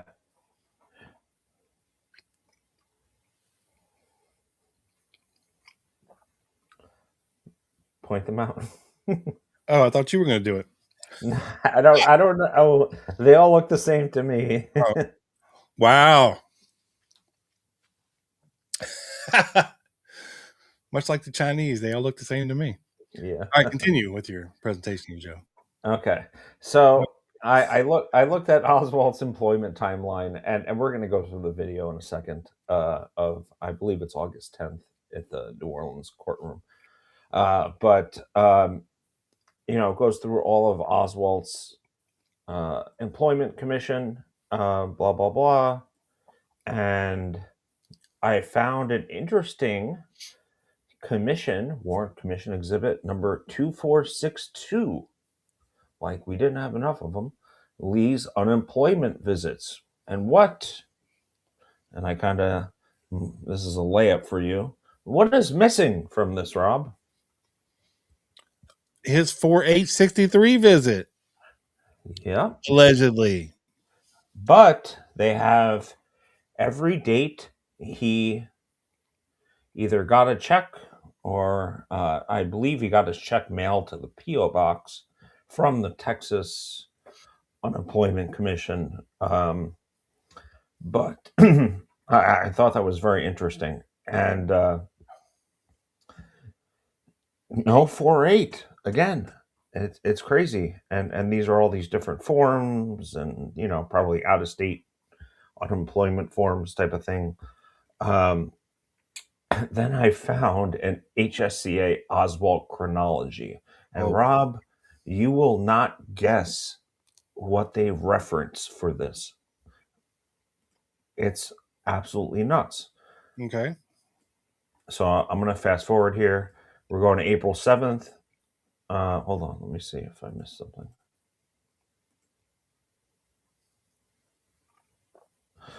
April 5th, Oswald went out walking with Marina in June. He was carrying his rifle. So according to Oswald, this is the same day he was let go from Jagger's Child Stovall. Yes. So pissed he's got his rifle. Yes. With his daughter and Marina. Right. I mean, how stupid is this? And when I show you this is what they're referencing. MNL. Marina and Lee. So this is from Marina's book. Yeah, with what's her name? The CIA. Yeah. Shit. Chat, help us. The one that interviewed Lee in Russia. Craziness. And then, they have everything, blah, blah, blah, blah, blah, blah. Lyndon Johnson. Yes. Oswald left the apartment with his rifle on the Sunday and stayed out all day. When he came home for supper at 6 that night, he no longer had the rifle. I mean, how much bullshit did that lady fucking spew with Marina? A lot. Crazy. A lot. Oswald southwest and turn. And April 8th, which is, of course, the date of the manifest that we've talked about, right? Got up as usual and left the apartment as if he was going to work. Again, he was out all day. Only one of his activities is known. He visited the Texas Employment Commission, which we have credible evidence, many documents that says that he did not visit that day, and told the sympathetic ladies there that he was out of a job. Lee had supper at 6. I mean, just these details are just like red flags to me. Who put this timeline together? The HSCA. Oh God. That's what and look, again, another reference to Marina and Lee. Lee no longer pretended to go to work. He told Marina that it was a holiday and he was going to collect his paycheck. What holiday is it on Tuesday? I don't know, maybe a Jewish holiday. It's Easter. April 10th, Oswald told Marina. So again, he's telling Marina, according to Marina and Lee, that he lost his job on the day of the Walker shooting, and he's been, practicing and blah, blah, blah, although we have no evidence of that. And I just thought that was so silly. Now we have the 12th. He filed the claim for the unemployment benefits, which we do know happened. And the 13th, the Morenshields came to the apartment on the evening of April 13th to bring an Easter gift for the Oswald child, June. Blah, blah, blah. And I'm just going to skip forward to that. So we're going to get to who was Frank Bartes, okay? And before I play the video, I'm going to go to this slide. His cryptonym was AM Surf 1. This is from the Mary Farrell Foundation. Francisco Frank Bartes, CIA source. Bartes headed the New Orleans Cuban Revolutionary Council, CRC, and was also an FBI informant. And a CIA informant. And his contact was Warren DeBruze. No, I don't say it like that. I'm not going to. Joe Piccolo was Bartes's case officer. As of 61. Yeah. Yeah. So talk about some guy playing both sides, three sides of the fence, really. Yeah, he's a CIA source, contact, whatever you want to call him, and an FBI informant, and an anti-Castro, angry Cuban exile. Mm-hmm. Wow. And he's high up. Leader of the CRC. Yeah, for New Orleans, for sure. So let me stop sharing this as I learn this new thing of ours, and get to the WDSU video of Oswald in the courtroom. I believe it's founded by CRC members. Okay. And again, let's identify these guys for people. You're going to be looking at Frank Bartes. You're going to be looking at Sylvia Odio's uncle, Augustin Guitart. You're going to be looking at Ernesto Rodriguez and his brother and his father. Okay. Yeah, Oswald's alleged first contact in New Orleans, Cuban contact. And I believe Carlos Quiroga is there as well. Yeah. So all CRC members, folks. Let me see if I can play this at half speed because it has no audio. Let's see if this works so we can get some good looks. Because I honestly don't know which one Bartes is. So maybe you could help me with this. I believe he's the one in sunglasses.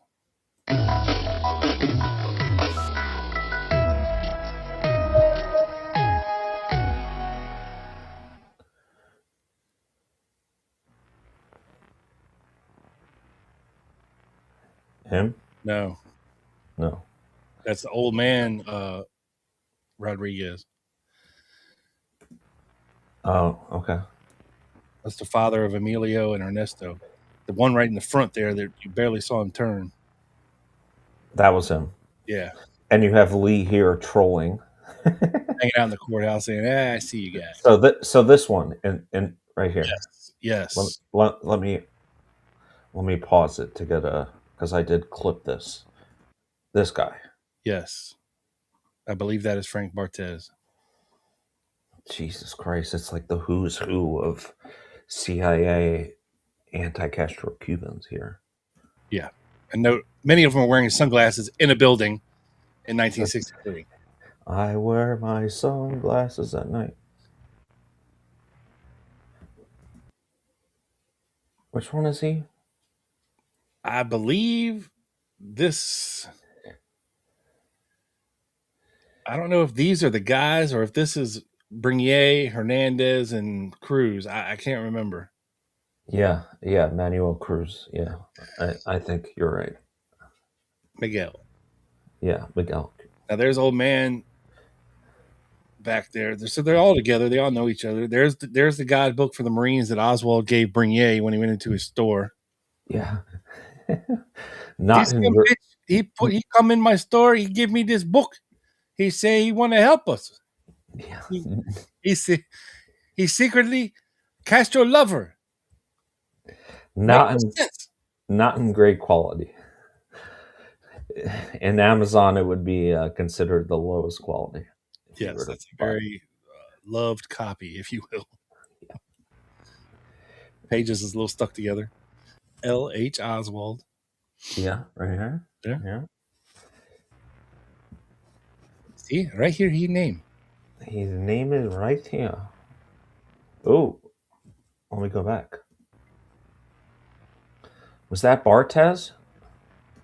Yeah. Here. Yeah, I think. I don't know. Like you said, they all looked the same. Glasses and black suits. Who the fuck knows? David Boylan probably knows. We'll ask him. We'll ask him when he comes back on in April. Subtitles for this son of a bitch. Okay. And then, of course, International Trade Mart. Oswald is not deterred. He goes back on the 16th to hand out leaflets again. Pause it right here, Joe. All right, that tall guy, okay, that is handing out leaflets, that's Charles Steele, okay, allegedly just some rando that he saw at the Louisiana unemployment office, okay, and paid $5 to hand these things out. Now, there is another person helping Oswald hand out leaflets that we'll get to in a second that I have identified, and it's very interesting. And the tall guy, you mean on the left here? Yes. Or, okay. And this is Oswald. I think one of those other guys on the right in the white shirts is the other person helping him hand leaflets out, I think. Right. Well, I don't know which one. Well, lucky for you, I have later in my PowerPoint Oswald's letters to the Fair Play for Cuba Committee saying he paid everyone $2. Two people $2. I believe it was $2. Yeah, and I think the Warren Commission could never identify the other person. They got Charles Steele, but they could never identify the other person. Well, the HSCA identifies him, and it's very interesting who the fuck he is. But we'll get there, I promise. So again, this is at 0.5 speed. There goes Judy Baker in her plaid skirt. Hold on, let me go back to this as we see Oswald smile at the camera. Oh, shit.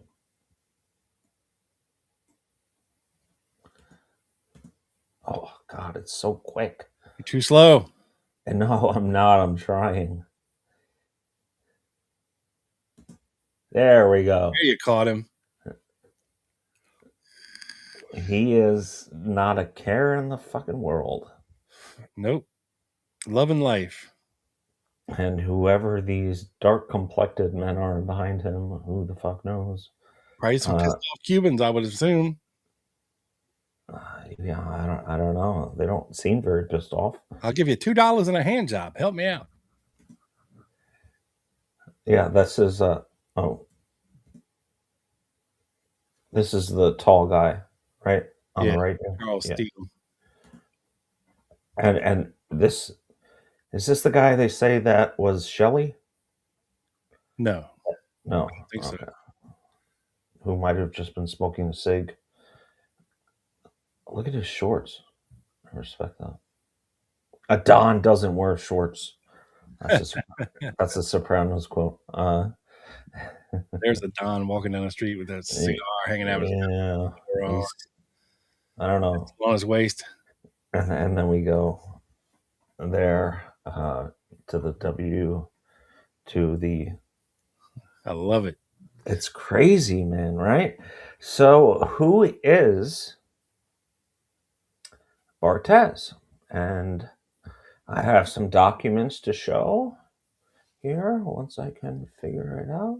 Norman, let's dispel a myth here. A myth here real quick. No, not Ted Cruz's dad.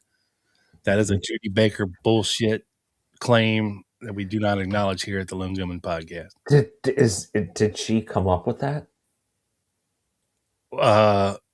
She confirmed it.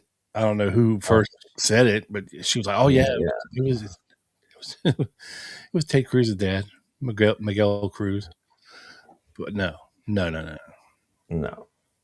All right. So, who was Frank Bartes? Yeah. Well, like we just showed this there. We have, this is from 1967. We're going to jump around a little bit, but there has been no information which involves Frank Bartes, Cuban exile, in Garrison's investigation yet. However, as a New Orleans citizen, he was prominent in Cuba, opposed to Castro, head of the CRC in New Orleans, and known to Gerald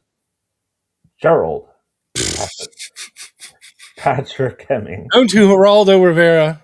Geraldo Rivera, too. And Larry Laborde. Yes. Who's a CIA asset also in New Orleans and also involved in the training camps.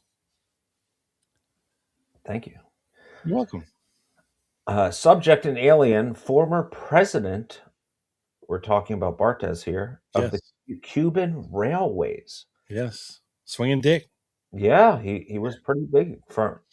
Was approved for contact use in January 1961, like we saw on the previous Mary Farrell slide, and May 1967. Of course, I'm sure he was approved throughout those dates. For Project JM8. The FBI imposed no objections to these contacts. He was to furnish information concerning Cuban railways. He was granted a provisional operational approval on 4 January 1961 for contact and assessment for use on Project JMate. So he was an FBI informant before being approached by the CIA. That's why they have that in there. The FBI interposed no objections to these contacts, which means he was an FBI informant before he was a CIA asset. Wow. Okay. Thank you. This approval was canceled on August 31st, 61. Yeah, sure. On 7 October 65, subject was granted another POA for use as a pilot in the Congo. Oh, Bartes went to the Congo too? Yeah. Wow. Who else went to the Congo? Morales? Rip Robertson? Westbrook? Morales? Monkey Morales? Yeah. Yeah. He was covertly investigated with favorable results and received an operational approval on 15 November 65 for use as a PM pilot in Africa.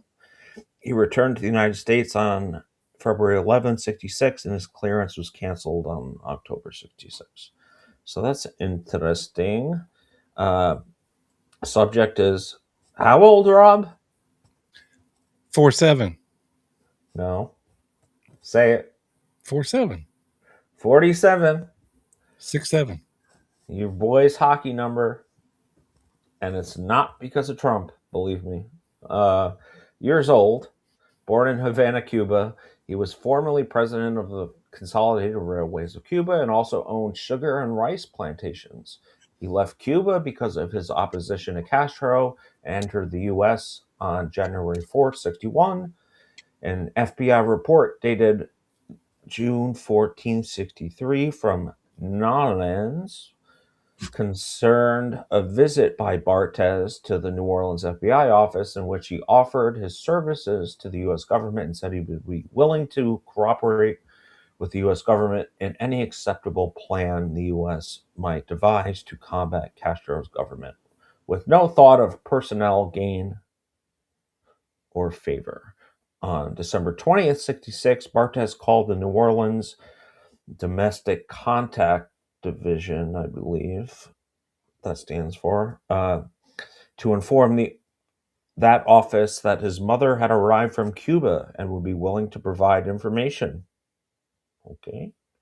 He also stated that a cousin, a 29-year-old ballerina, Alicia Cruz Bustillo, not a communist and still residing in Cuba, would be willing to help the U.S. if she was approached in the proper manner. So here he is trying to get his family to,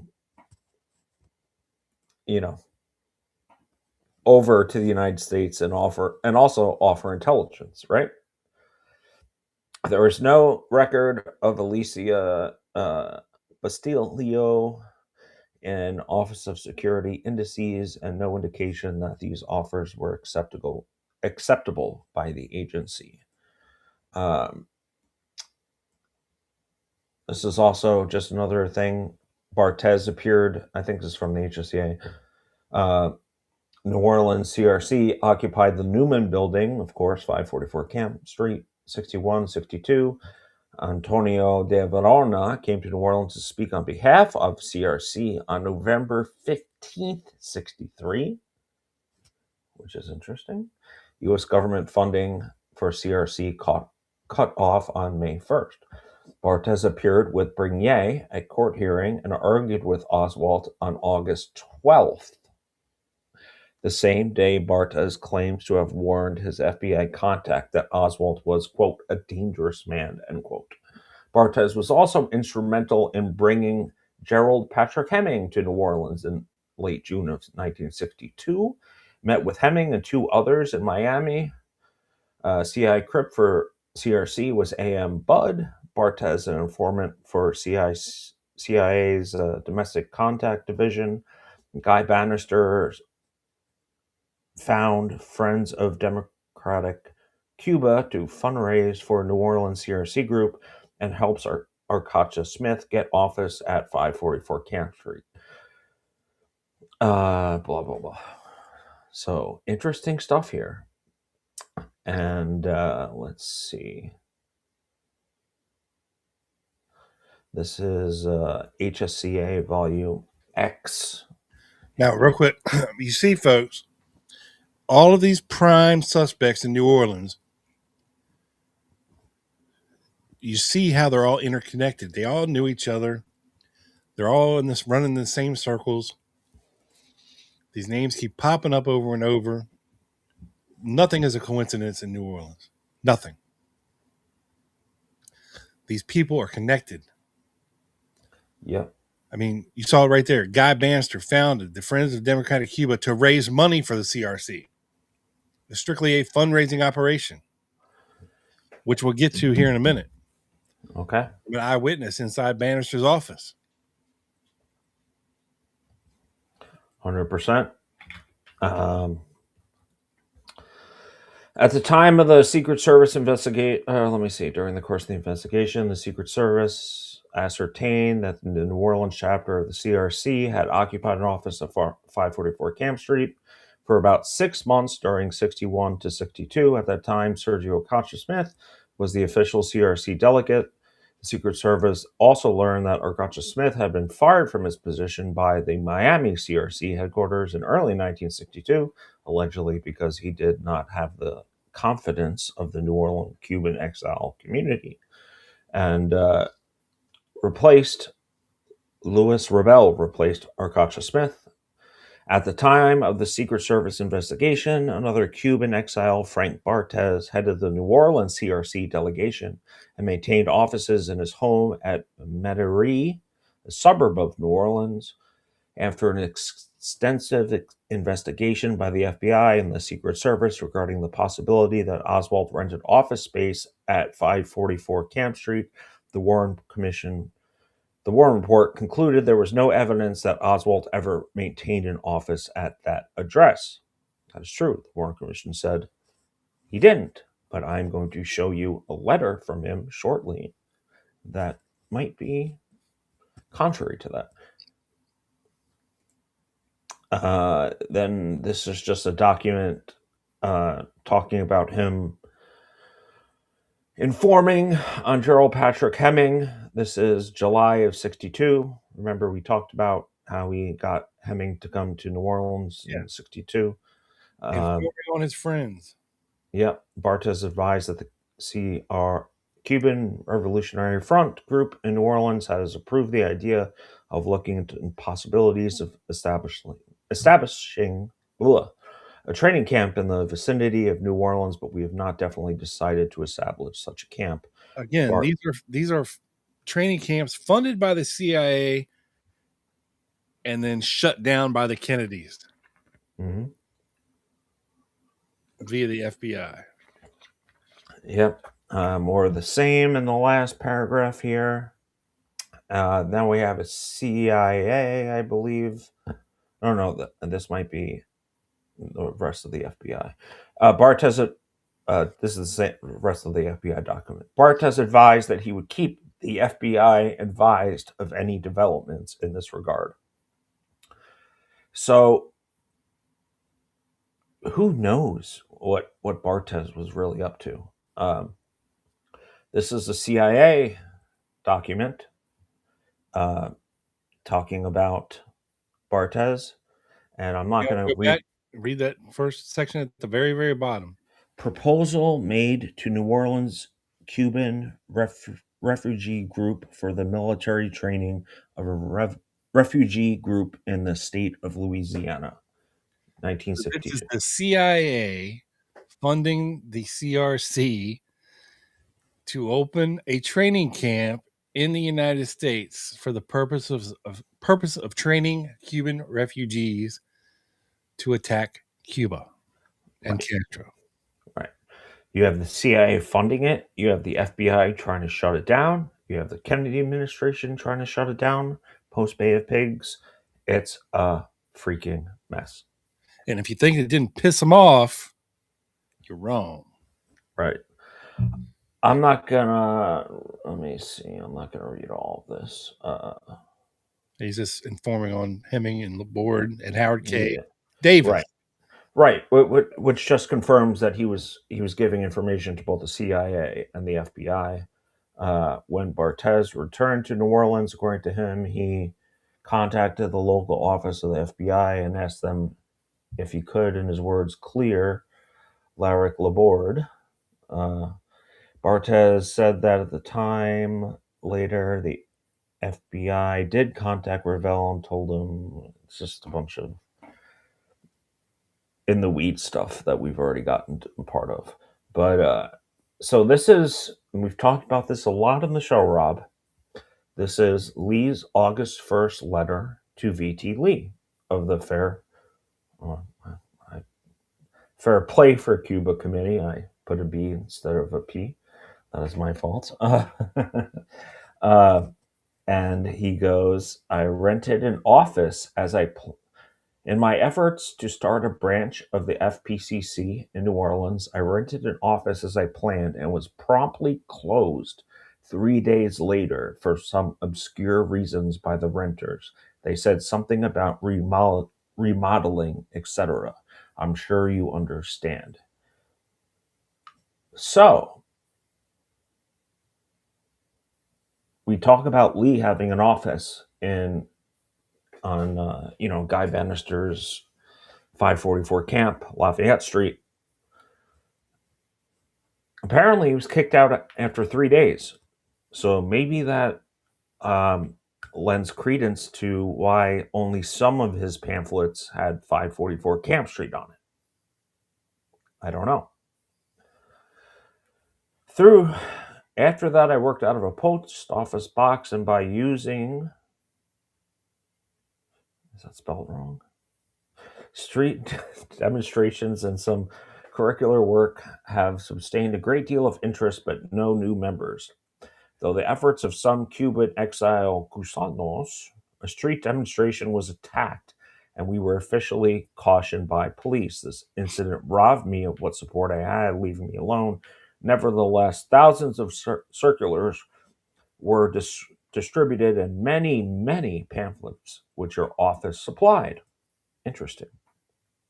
We also managed to picket the fleet, that is the Navy fleet, when they docked.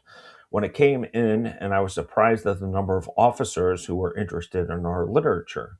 I continued to receive through my post office box inquiries and questions, which I shall endeavor to keep answering, spelt wrong, to the best of my ability. Thank you. Signed, Lee Harvey Oswald. Not the best speller. No. And then he writes them again on August 12th, which is 11 days later. Continuing my efforts on behalf of the FPCC in New Orleans, I find I've incurred the displeasure of the Cuban exile worms here. I was attacked by 3 of them, as the copy of the enclosed summons indicates. I was fined $10 and the 3 Cubans were not fined because of, quote, lack of evidence, end quote, as the judge said. I am very glad I am stirring things up and shall continue to do so, as he did on the 16th. This incident was given considerable coverage in the press and local TV news broadcasts. I'm sure it will be to the good of the Fair Play for Cuba Committee. Letter furnished from Lee Harvey Oswald. And this is all in... Now, is it different from the August 1st letter? Yes, so this is the August 12th letter. Okay, so he wrote a letter on the 1st talking about the worms, the gusanos, and a scuffle. Well, the worms he used here, but he used gusanos on the first letter, yeah. Well, that's Spanish for worms. Okay, I didn't know that. Yes. Weird. Very weird. Very weird. And then he writes again on the 17th, which is 5 days later, okay? Dear Mr. Lee, which of course is Mr. V.T. Lee of the FPCC, since I last wrote you August 13th about my arrest and fine in New Orleans for disrupting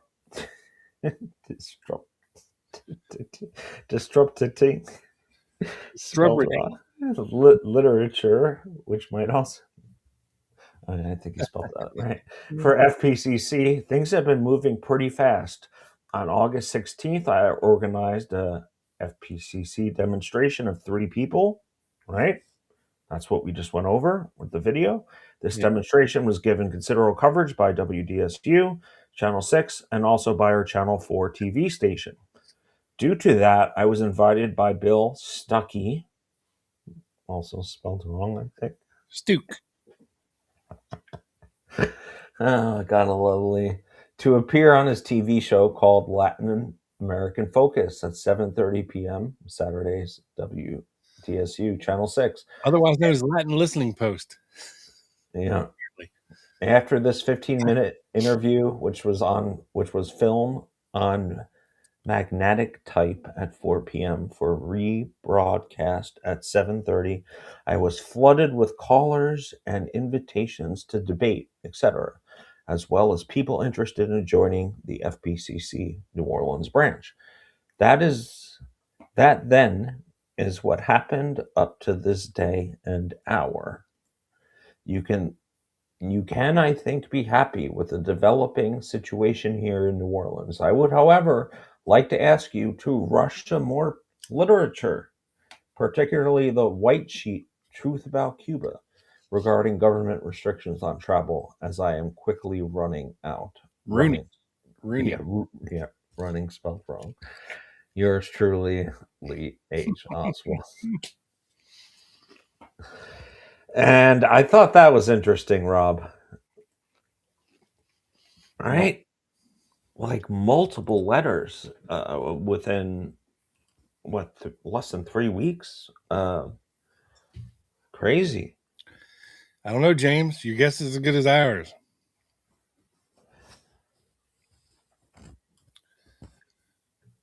Who was he? Who was he?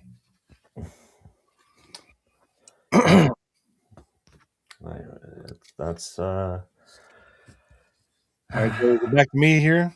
yes, sir. Okay. Now, the HSCA talked to a lot of Guy Bannister's secretaries that were in his office. Mm-hmm. Louise Decker being one of them.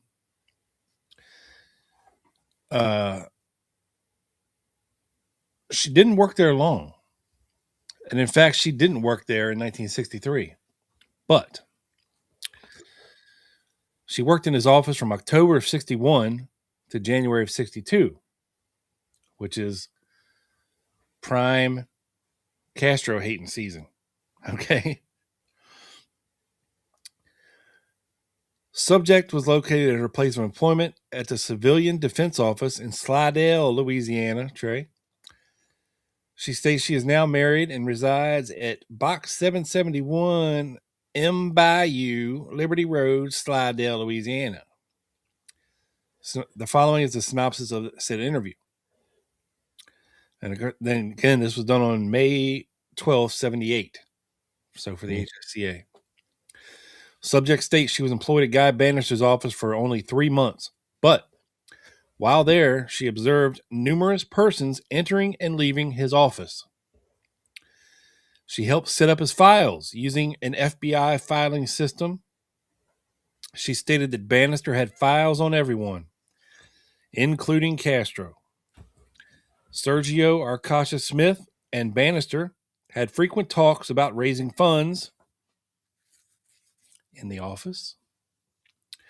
And by the way, at that time, Sergio was head of the CRC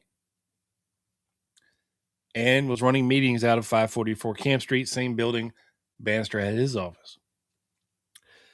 Bill Nietzsche, another former FBI buddy of Bannister's, joined up with him for a short time in an effort to gain a contract from the Michoud base, but the effort failed. She never saw any munitions in the office, that is, guns or grenades or.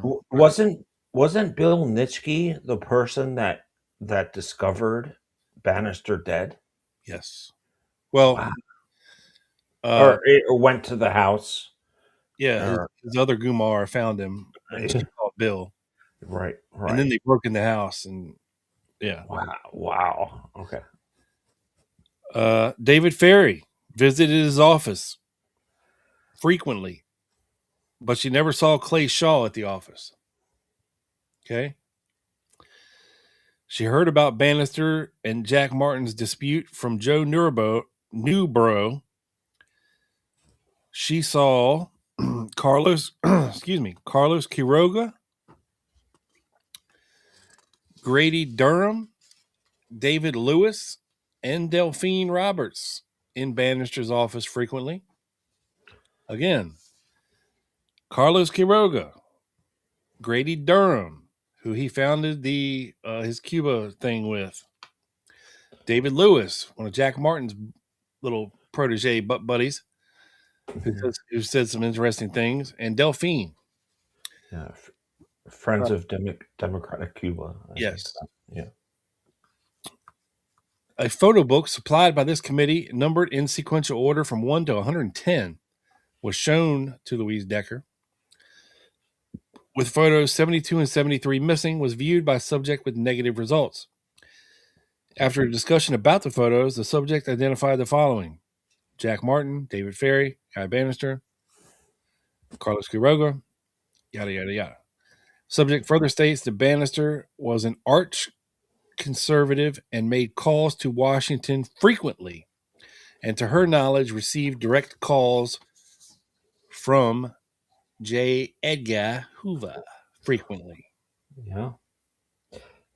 And even Janet Bannister confirmed that they were in contact shortly before his death. Yes, I believe. I love it, Joe. I love it. We're flowing here, bro. We're cooking. And we're about to make some more soup.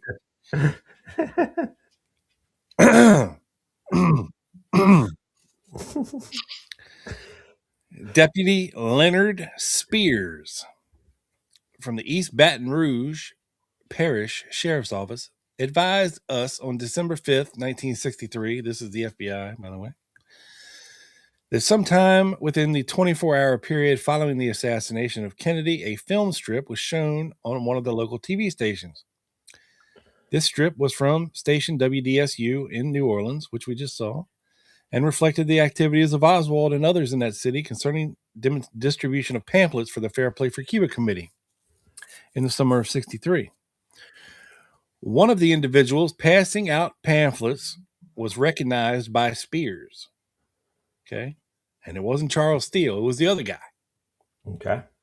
This man's name was James Farlow McCurley, formerly of 1536 North 23rd Street in Baton Rouge. That's the Red Stick, Louisiana.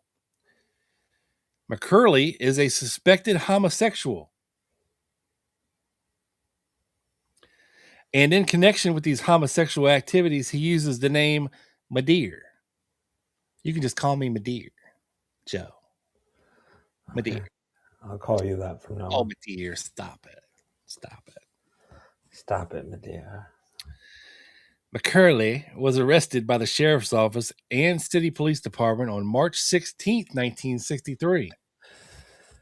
In a raid on the Black Lamp Lounge at 1628 Main Street.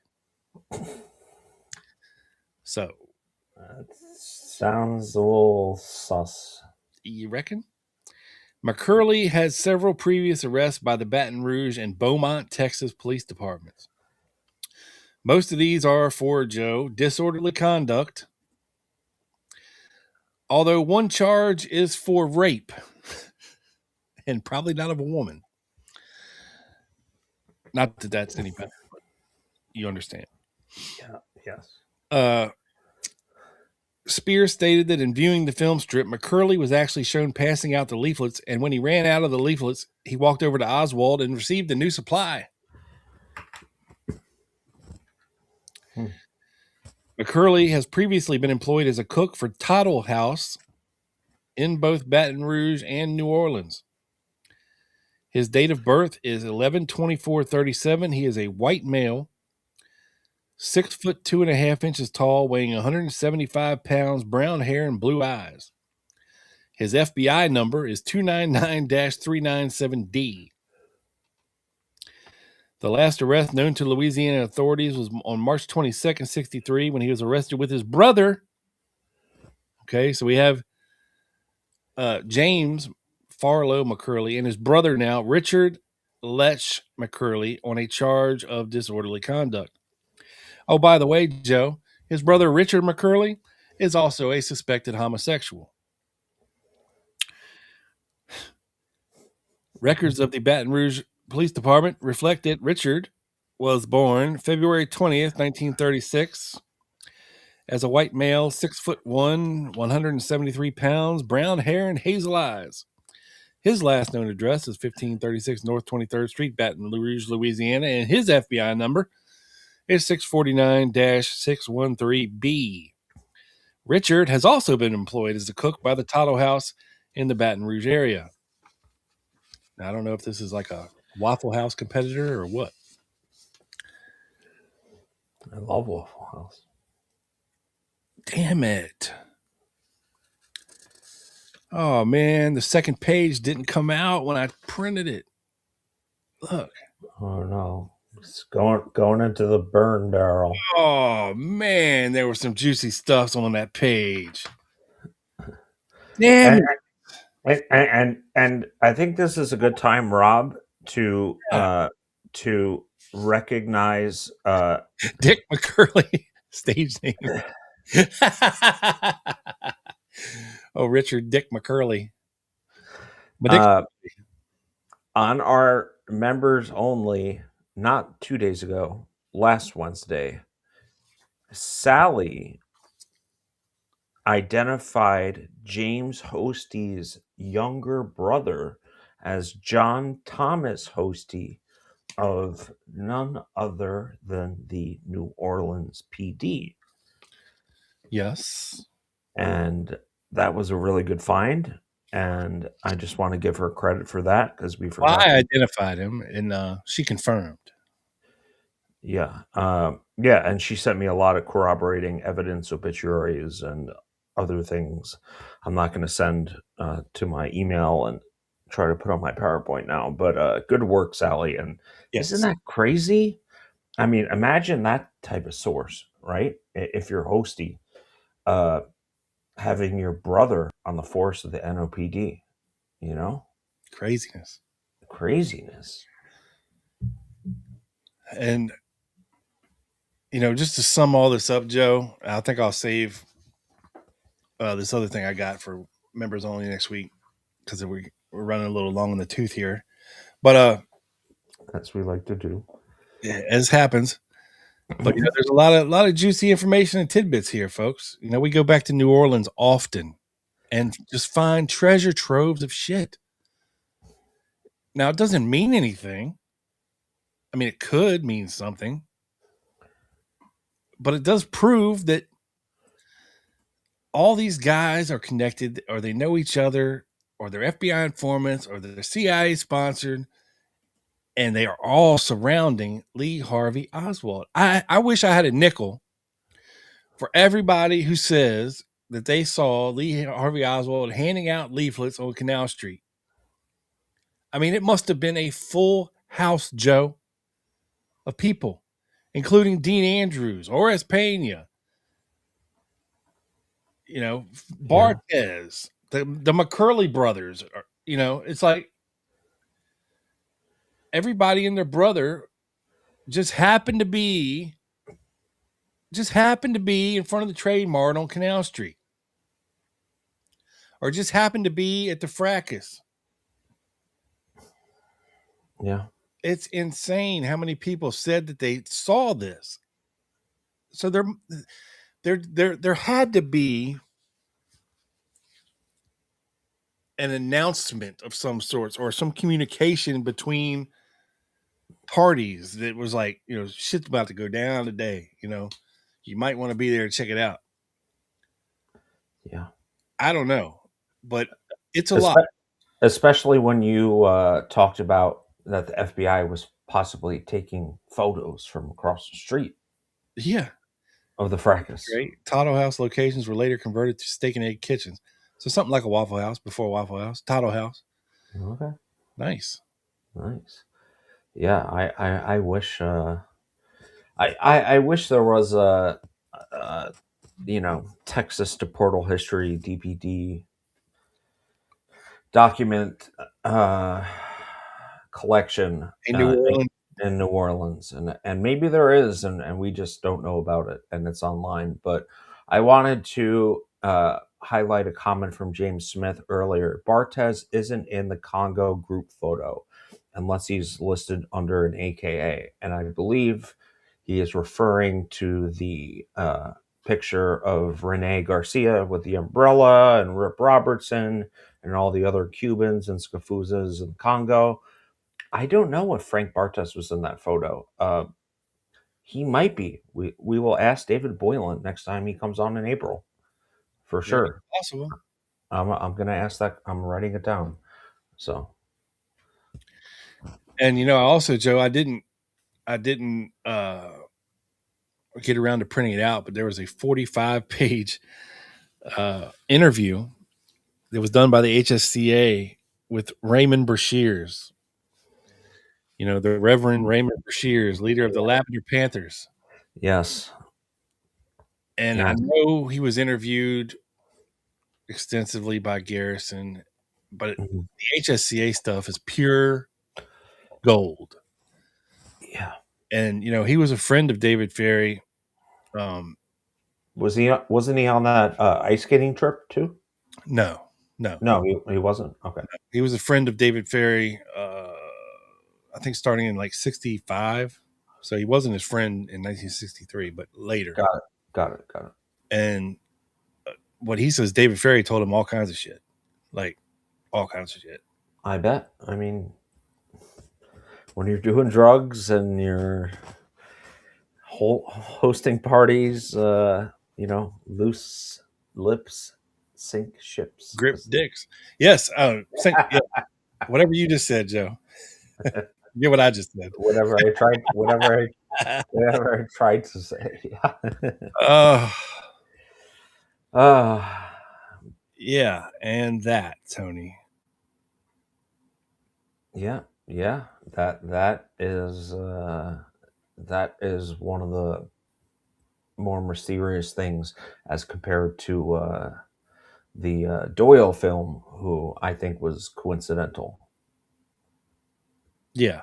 I mean, they're from Oregon, just some randos that just happen to be walking down the street. But the John T. Martin stuff, man, that's suspect as hell. Suspect as hell. Given who he was, I mean, he's a right-wing Minuteman who loved General Walker. Right. And it happened to be meeting General Walker and then going to New Orleans. I mean, yeah, and it's kind of like, there are all these different operations and agendas going on at the same time, agency agendas, and we kind of just throw our hands up and like, who the hell knows what kind of reindeer games were being played there between the different agencies, between the different Cuban exile groups. It's craziness. That's why it's so hard to kind of unravel. I hope we didn't confuse you more in this episode and you learned something. But I know I definitely did. You just see all of these players that we've been talking about for years and years and years, how interconnected they really all were.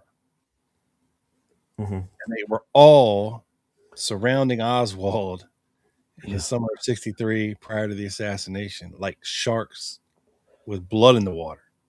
Right. So what does that tell you?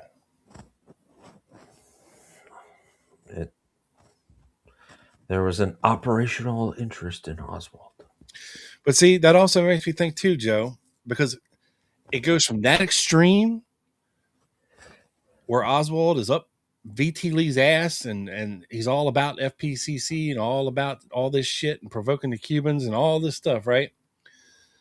And then at the end of August, it all stops. Dead halts for some reason. And then he's like, all right, fuck it, I'm going to Mexico. Yeah. And people like Bartes stopped informing on Oswald around then, as well, as David Boylan pointed out to us. But then we have Oswald, after he comes back from Mexico, after things don't work out the way he planned for them to work out in Mexico, he comes back to Dallas. But what does he do, Joe? He does not live in Dallas under his own name. No. Right? He doesn't even tell his wife where he's living. Yeah. And because maybe, just maybe, he figured out what the fuck they were doing to him in New Orleans. And he was like, all right, I'm not going to go through all this again. Because he didn't, once he got back to Dallas, it wasn't business as usual for Oswald, what he was doing a couple months ago. Right? He stopped writing VT Lee, stopped pimping the FPCC. He quit that narrative altogether. And he focused on getting a job and going to work every day. Yeah. And also an assumed name, someplace where nobody knew who he was or where he was. Yeah. And also attending Walker meetings with Michael Payne. I mean, what the hell is going on here? I really don't know. And it's crazy. And Sally asked a good question. Will there be a show Wednesday, which would be Christmas Eve? And I could say no, because I have a Christmas Eve obligation. Girlfriend's family. I don't know exactly how we're going to figure that out. Maybe we do it Tuesday. I don't know. Well, Rob and I will talk offline about how we handle that. There's also, I think something on New Year's Eve is a Wednesday. So listen, it's the holidays. We're going to figure it out. We don't know. Just like we don't know what the fuck's going on here. It'll be one of three options, Sally. Either we'll pre-record And the show will come out Wednesday, or we'll move it to Tuesday or Monday and do it live, or I'll just do it by myself Wednesday night. Who knows? Yeah. I got any plans. I'm an old spinster. We'll figure it out. Yeah, you will miss me. And he did stop going to his typing classes during the April timeline. Well, it's kind of hard to go, to your typing class when you're in another state, Joe. Yeah, or when you're carrying your rifle with your infant daughter on the street, or which makes no sense whatsoever. And I for all the great things the HSCA did, I can't believe they constructed this timeline based on Marina and Lee. I'm like, it was shocking to me. Well, they had a lot of Scafuzas working for them, and some of the Scafuzas were not as smart as the other Scafuzas. That's true. And they were short on funding and crunched for time, and things got rushed and not double checked. And it is what it is. Mm-hmm. Better than nothing is what we call it around here. Yeah. But with that being said, Joe, grab the damn dog. I'll grab Dino. Let me see if I can get her. I'll buy his belt loops and drag him and his parasols dancing ass on in here. Where are you at, Dean? He dare not talk for the record, but he said, "Come to Bourbon Street and I'll show you." We love you. We appreciate you. You have a wonderful week. Thank you. To Brandon, the Double B, the Blessing, and Coach with membership this evening. And the super chat. We greatly appreciate it. There's Ruby. And shockingly enough, Dave Ferrie. Standing behind a young man. The greatest crimes are committed in the name of justice. The quotation is Jim Garrison's. I think he was part of Squadron, bro. Against him in this strange case. Good night. Squadron. And if we don't see you before the holidays, Merry Christmas, Happy Kwanzaa, Happy Hanukkah, and all of that for the rest of us. Yes, it's the holiday season. It's the reason for the season. No, David Ferrie is not the reason for the season. That would be Jesus. Joe, by the way. All right, folks, that's it for us. I'm Rob Clark. He is Joe Borelli, and we are the Lone Gunman Podcast, and we are out this biatch.